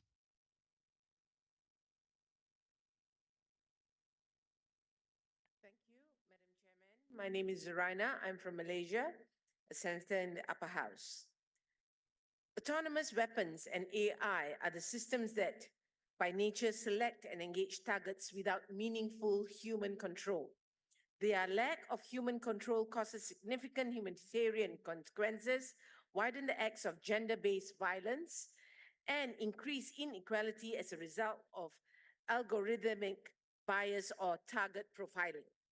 Emerging technologies like facial and vocal recognition have the tendency to have higher failure rates in recognizing women, people of color, and persons with disabilities. The use of autonomous weapons that rely on these technologies would highly result in higher risks for these vulnerable groups and anyone who does not fit within the norm determined by the program. Law should prohibit the development, production, and use of autonomous weapons that target people based on profiling, dehumanize the use of force, and lead to discrimination. In essence, the law should also include regulations to ensure all other autonomous weapon systems are never used without meaningful human control. Autonomous weapon systems are a grave problem that can impact in any country in the world. All AI must be used for peace and security, and women must have a seat at the table to ensure good decisions are made. This is crucial to ensure peace and stability is achieved. Finally, Malaysia affirms its commitment to ensure that women and girls are given a space and opportunity to participate in the development process. Thank you. شكرا لدولة ماليزيا We وشكرا thank Malaysia and thank you for having committed to the time given to you. And now we give the floor to Thailand. Thank you, Madam Chair. The terror of lateral autonomous weapon system or autonomous weapon is that generative AI can be programmed to be sensitive or respond to women's voice or facial recognition, especially women's facial structure. From this example, it is eminently seen that the use of laws can affect the safety and security of women to live their life. Hence, opposing the development and the use of AWS is crucial for the protection of human rights and dignity, including from gender-based violations. Also, Thailand support clause 12 that measure to ensure gender perspective-based on United Nations Security Council Resolution 1325 as a landmark resolution for women, peace, and security shall be adopted. Apart from the urgent needs for preemptive national laws to retain meaningful human control over the use of force, national parliament should urge their governments to work with other states to conclude a new legally binding international instrument prohibiting fully autonomous weapon system in compliance with the international humanitarian law. Finally, the education on STEM for women and girls should be promoted to bridge the gap in this field between male and female students, as UNESCO has indicated in one of its research, cracking the code girl and women's education in STEM that SDG includes specific targets for countries to enhance access to STEM education and technologies and to reduce gender disparity. To comply with the expectation of the said research for women and girls to have equal opportunities to contribute to and benefit from STEM. Thailand would like to suggest Parliament to engage women in managing the impact and risks of the robotic, automation, and AI on their life and livelihood. Thank you so much. شكرا جزيلا لدولة تايلاند I'd like to thank Thailand. And now I give the floor to the Netherlands. Speakers, I am Glimina Shakur from the Netherlands. Representation matters. When we look around today, we see countless women who serve as shining examples for many girls and boys, inspiring them to believe that they too can make a difference in the world. It is through diverse representation that we can bring about meaningful change and address the needs and concerns of all members of society. And still, I stand before you today deeply troubled by a concerning development within our country, the Netherlands. It just has come to light that on popular pornographic website, images of dozens of well-known Dutch women, also parliamentarian, are being used in fake pornography, videos created using AI technology. These so-called deepfakes superimpose the faces of victims into the bodies of porn actresses, of despicable act of manipulation and violation. This AI weapon is not only morally condemnable, but also illegal in our country. The Dutch government is moving to address this issue with legislation on sexual offenses being approved in the Senate to combat this heinous practice. We cannot allow women to continue to be systematically victimized by the abuse of AI technology. The creation and distribution of these deepfake videos not only violate the dignity and privacy of the individual involved, but also harmful stereotypes and undermine the integrity of our society. We must take a stand against such exploitation and manipulation. How can we condemn these actions? How can you reject the mission of AI technology to manipulate and undermine women, particularly those in position of power and influence? Thank you. والآن شكرا لدولة هولندا. We would like to thank the Netherlands. I give the floor now to Mexico.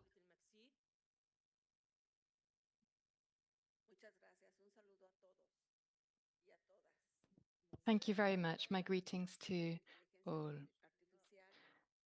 In terms of the artificial intelligence and the new technologies, these can, we need to guarantee the benefits of this technology for all so that we don't aggravate inequalities in terms of military use. In Mexico, we don't have a national policy on artificial intelligence and gender perspective.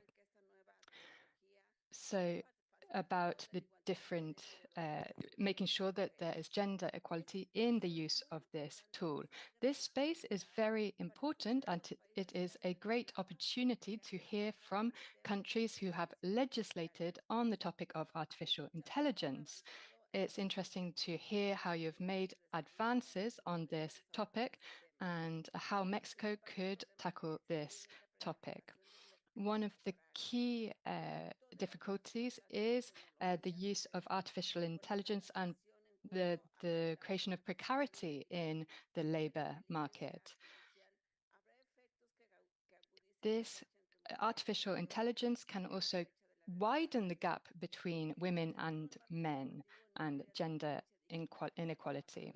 We have a digital agenda that's been worked on over the last few years, but we don't have one on the violence that is created through artificial intelligence, and we need to tackle this from schools, for example.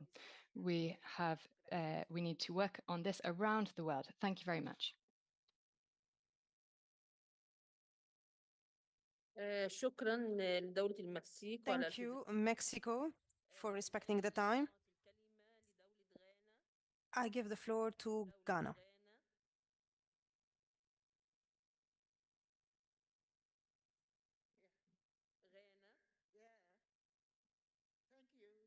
Chair,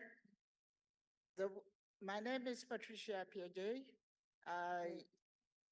The Women of Caucus of the Parliament of Ghana, like all parliamentary bodies, holds a crucial role in recognizing and addressing the implication of artificial intelligence on democracy, human rights, and the rule of law. Parliament can contribute to shaping policies that strike a balance between leveraging the benefits of artificial intelligence and mitigating its societal impacts.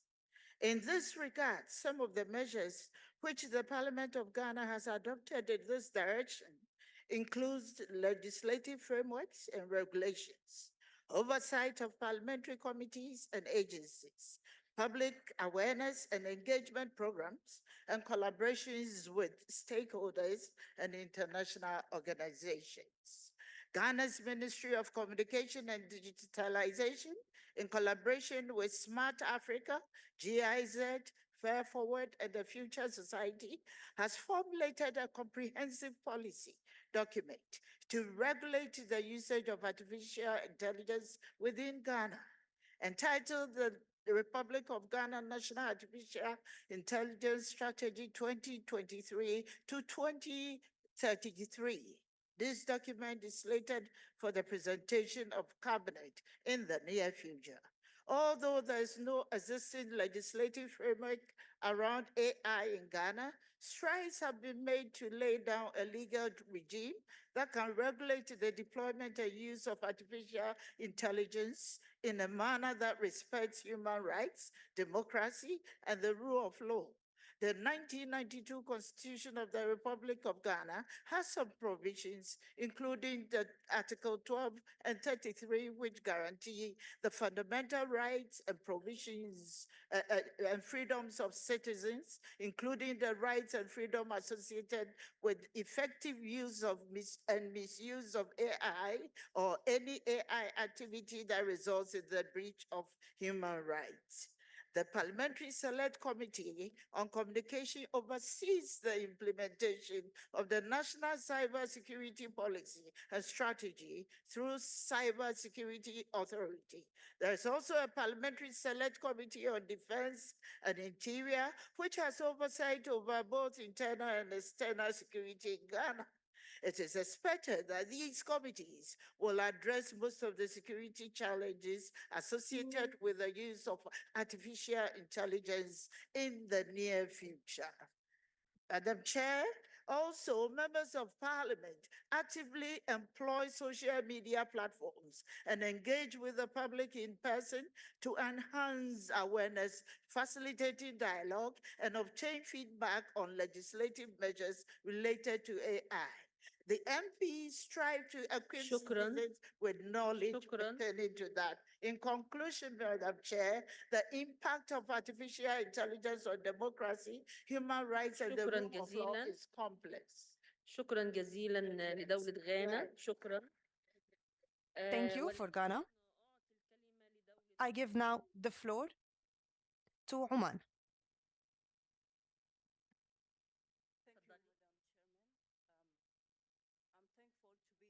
Today, I'm also grateful for all the efforts that have been made to come with this agenda and the topic.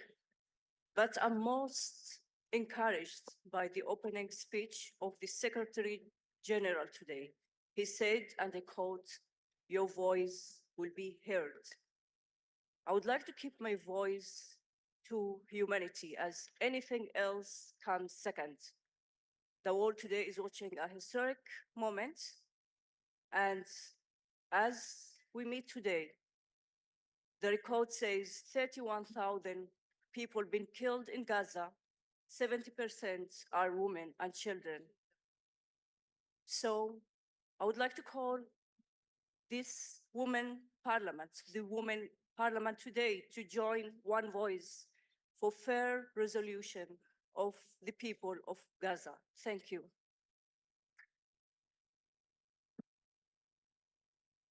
شكرا جزيلا لدولة Thank you so much for the state of Oman.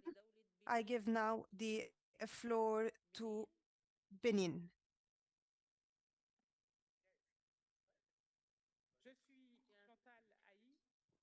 I am Total Adi. I'm from the Bureau from the National Assembly of Benin. We would like to express our deepest thanks and admiration to the President of the IPU and of all the people involved in the organization of this 148th Assembly, to which we wish a great success. We would like to give you some information about the journey of Benin in terms of representation of the women. 7 women in 2019. We now have 29 women, and that is the fruit of our political will of the president of Benin, Monsieur Patrice Talon, the commitment of the MPs, which has been materialized by the vote, imposing the position of a woman on the list of elections, legislative elections. And we have to say that this woman was elected thanks to the results of the party that carried out most suffrage. And so the 29 women now have a caucus, and it is organized around a lobbying in order to be able to encourage women from Benin, our young sisters, to be interested in social and political life in the country. We must say that we would like to take advantage of this opportunity to thank the people from the National Assembly, and we'd like to also express our commitment to continue to raise awareness amongst all our young sisters, and also to look for ways of increasing representation of women in decision making in Benin. Thank you so much. شكرا لدولة بنين. Thank you so much. I give the floor now to Lesotho.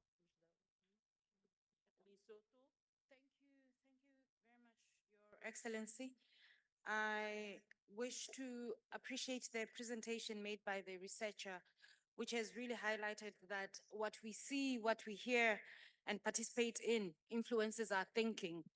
My name is Honorable Tsepang Tshita Musina. I'm the Deputy Speaker in the Parliament of the National Assembly, the Kingdom of Lesotho.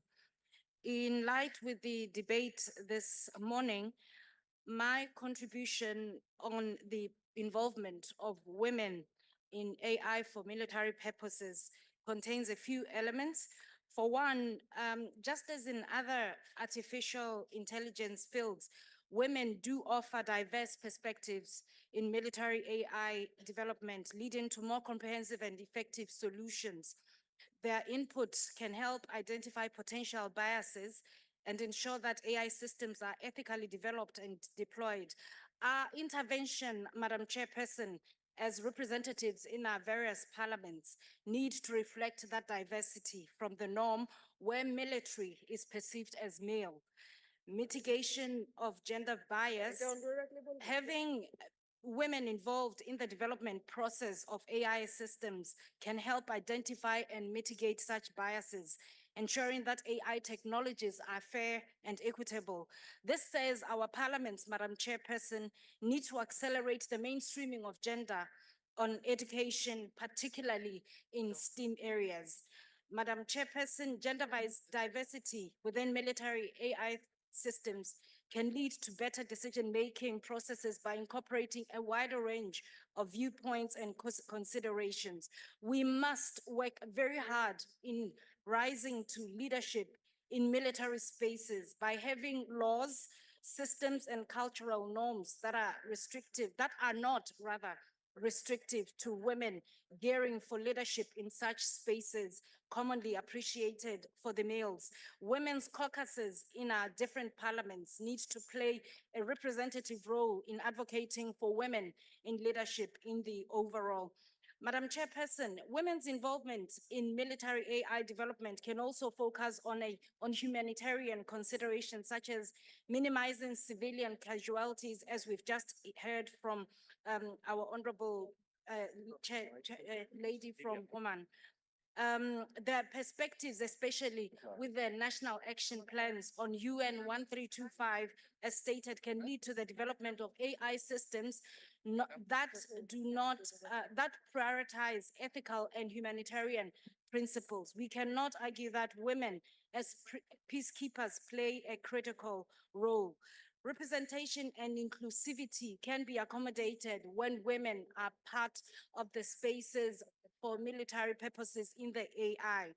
We rarely see women leading parliamentary committees that are presumed to be male, and as such, our parliaments must be purposeful in having women in committees related to military intervention. In Lesotho, Madam Chairperson, we appreciate the importance of women in positions commonly reserved for men, where we have a female Minister of Science and Technology, and we've just welcomed a young female to the position of the Commissioner of Police, who is the second ever in the country and contributing to the overall security of citizens. More closely, Madam Chairperson, to the debate in question, we do have 16% females in the military. شكرا But اللي we كلمت now حضرتك. شكرا. But we now have the first female to be promoted to the major general, to the rank of major general, the highest rank in the local army. شكراً Such changes جزيلاً. create room for women to challenge the norm, and I thank you, Madam Chairperson. Thank شكرا you. جزيلا. Thank you so much. I give now the floor to Canada. Canada. Merci beaucoup, Madame la Présidente. Thank you very much, Madam Chair. I imagine that lots of women are also. I saw that on 2024 there was so much disparity in these sessions between men and women. And what is particularly concerning, and I could talk about this for much longer than 3 minutes, that for the standing president, why we still need to have a standing committee. But because women have to think about the different disparities that are here, and they have to be less partisan and more productive. And that's why that justifies why we need to have many more women in different areas when we talk about the peace process and reconciliation. And when we talk about the Committee of Foreign Affairs, we see that women are used as war weapons in conflicts. And we should intervene much more quickly, and we should use much more money to combat this problem. And we also need to find women to combat against climate change.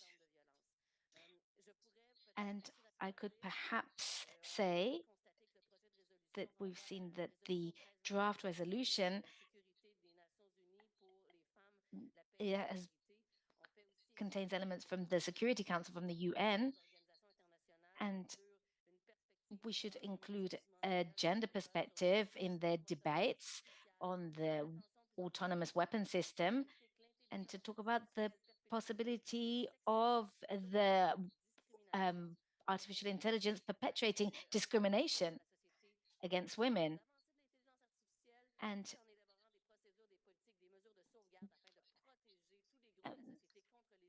we need to use artificial intelligence to protect all spheres of society.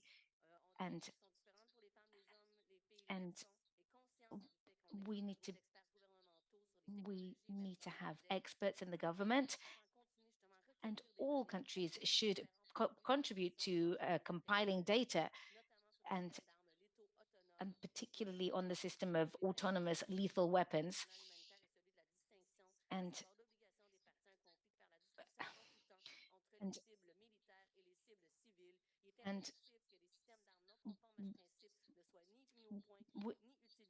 they should not be.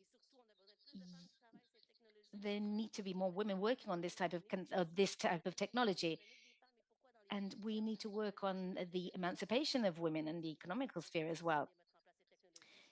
And this is terribly important, and I have a lot more to say about this subject. Thank you. Thank you so much, Canada. I call France now.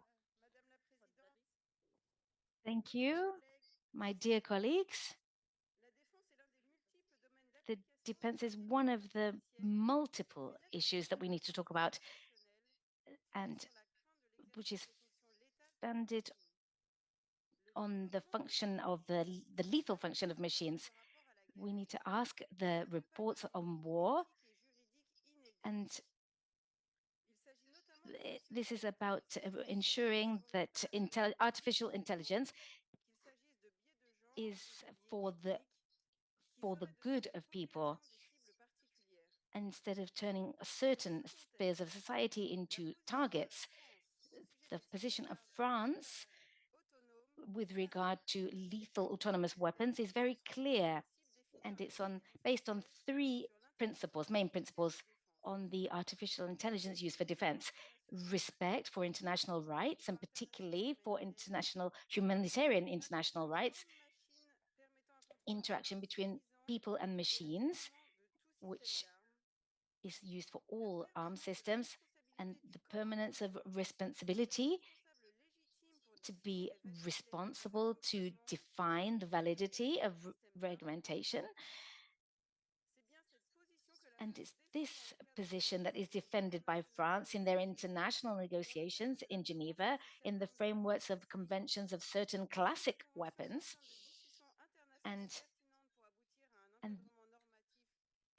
And we would like to have an effective legislation to have a greater discussion to be able to guarantee the safety of the population. Thank you very much.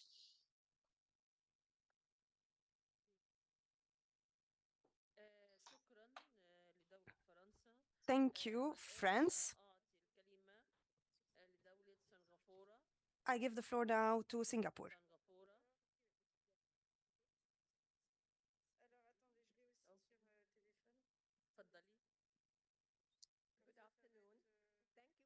The delegates for your inspiring speeches. I've really learned a lot, so thank you very much. My name is Joan Pereira, one of the parliamentarians in Singapore. I'd like to speak on how AI, social media, technology can be harnessed to bring people together through crisis.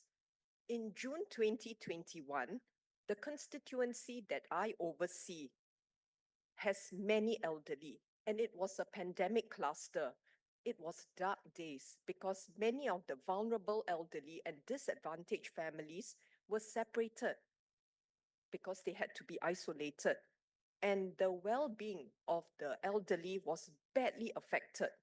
However, through social media, through phone calls, neighbors comprising men, women, children, both young and old, who are neighbors, stepped in very readily to distribute food, sanitizers, masks, take them out for vaccine, check on their well-being, befriend them, or just simply check in on them by giving them a call. And this has really, in my view, brought the community close together, regardless of race, language, religion, culture.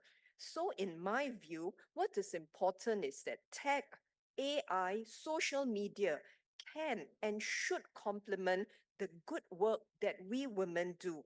It complements the personal touch that we women, whether we are parliamentarians or not, are excellent at. So I wish all of us a fruitful session, and to all our Muslim brothers and sisters, a blessed Ramadan. Thank you very much. شكرا لدولة سنغافورة وشكرا على التزامكم بالوقت. والآن أعطي Thank you الكلمة to Singapore. Thank you for keeping to the time. Now, Timor-Leste. Timor-Leste, I give you the floor. Go ahead. Well, thank you, Chairwoman, ladies and gentlemen of the IPU. My name is Maria Fernanda Laik, Speaker of East Timor. And in my assembly, we decided to deepen our work concerning this matter. More concretely, to bring capacity to more to our human resources, safeguarding the legal and the ethical coherence in cybersecurity, among other matters, and especially the impact of usage of artificial intelligence. So we appeal to all members of this forum to be clear about the challenges and concerns that artificial intelligence brings and autonomy or the weapon systems they represent in legal terms, but mostly humanitarian terms. The elimination of human being must not be the objective of the usage of this type of technology. And it's the responsibility of those who make these weapons and governments to establish rules in order to ensure that this weapon system de forma prejudicial ou antiética. Neste sentido, é essencial anti-ethic manner. So it is essential that we have human control on these type of weapons, more concretely in defining clear criteria for military criteria, the implementation of accountability systems and the possibility of manual intervention in critical situations. This approach is fundamental in order to guarantee that artificial intelligence is an ally and not a threat to humans. The question of the autonomy of weapons and its impact makes it urgent to the need for legislate at international level. This work or this treaty or this could deal with questions such as accountability, transparency, and principles of human rights in usage of artificial intelligence in the military weapons. Dialogue, I think, is essential to face the challenges in terms of the autonomy of animals and that technology is used in an ethical and safe way. So the international community should approach these and face these threats associated to this new category of weapons, which unfortunately can activate itself, select its own target, and take human lives. Ladies and gentlemen, an algorithm cannot be in control of the decisions that involve kill or bring prejudice to human beings. The principle of human responsibility and accountability by the usage of force or lethal force should be preserved regardless of the type of weapon system involved. Thank you very much. Thank you very much. Now we give the floor to the Arab Parliament. We give you 2 minutes. So the Arab Parliament, we give you the floor, 2 minutes, please. Hello, everybody. I am Sheikh Abed Youssef Al-Jafiri. I am a member of the Arab Parliament and of the Parliament of Qatar. Ladies and gentlemen, August audience, I would like to express how happy I am to be participating in this very important meeting representing the Arab Parliament. The draft resolution drew my attention, especially when it comes to a gender perspective for lethal autonomous weapon systems and AI in conflicts and wars, especially the UN Security Council decision for the year 2000 regarding the special discussion on lethal autonomous weapon systems and AI strategies, AI military strategies. In fact, of course, we agree that it is important to regulate lethal autonomous weapon systems given their destructive repercussions. However, relying on AI in their designs because they will be targeting special categories of people such as women. This can be categorized as discrimination and racial discrimination. As parliamentarians, we have to pay attention to this matter. Here are some recommendations that we hope you adopt during this meeting. First, according to the United Nations, the female representation regarding disarmament and multilateral meetings are unequal. This is why women need to participate in these special negotiations through a binding international policy and instrument to ban lethal autonomous weapons systems that is to be reached in 2026, according to the Secretary General.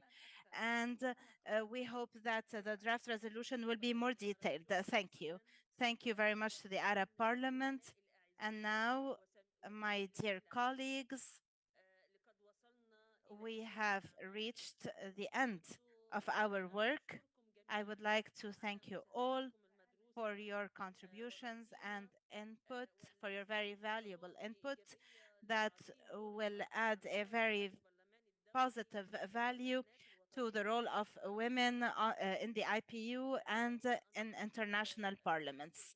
I would like to thank the president of the IPU and Mrs. Zena for her efforts in the IPU and in the work of the Forum of Women MPs. And now myself and Mrs. Renolets will have a very hard task that we will assume by summarizing the main points of this discussion, and Mrs. Renowitz will submit a report of our discussions in this afternoon in the Forum of Women MPs. I remind you that the forum will resume its activities at exactly 2:30 p.m. I look forward to seeing you again in the afternoon. I would like to thank you very much for your participation.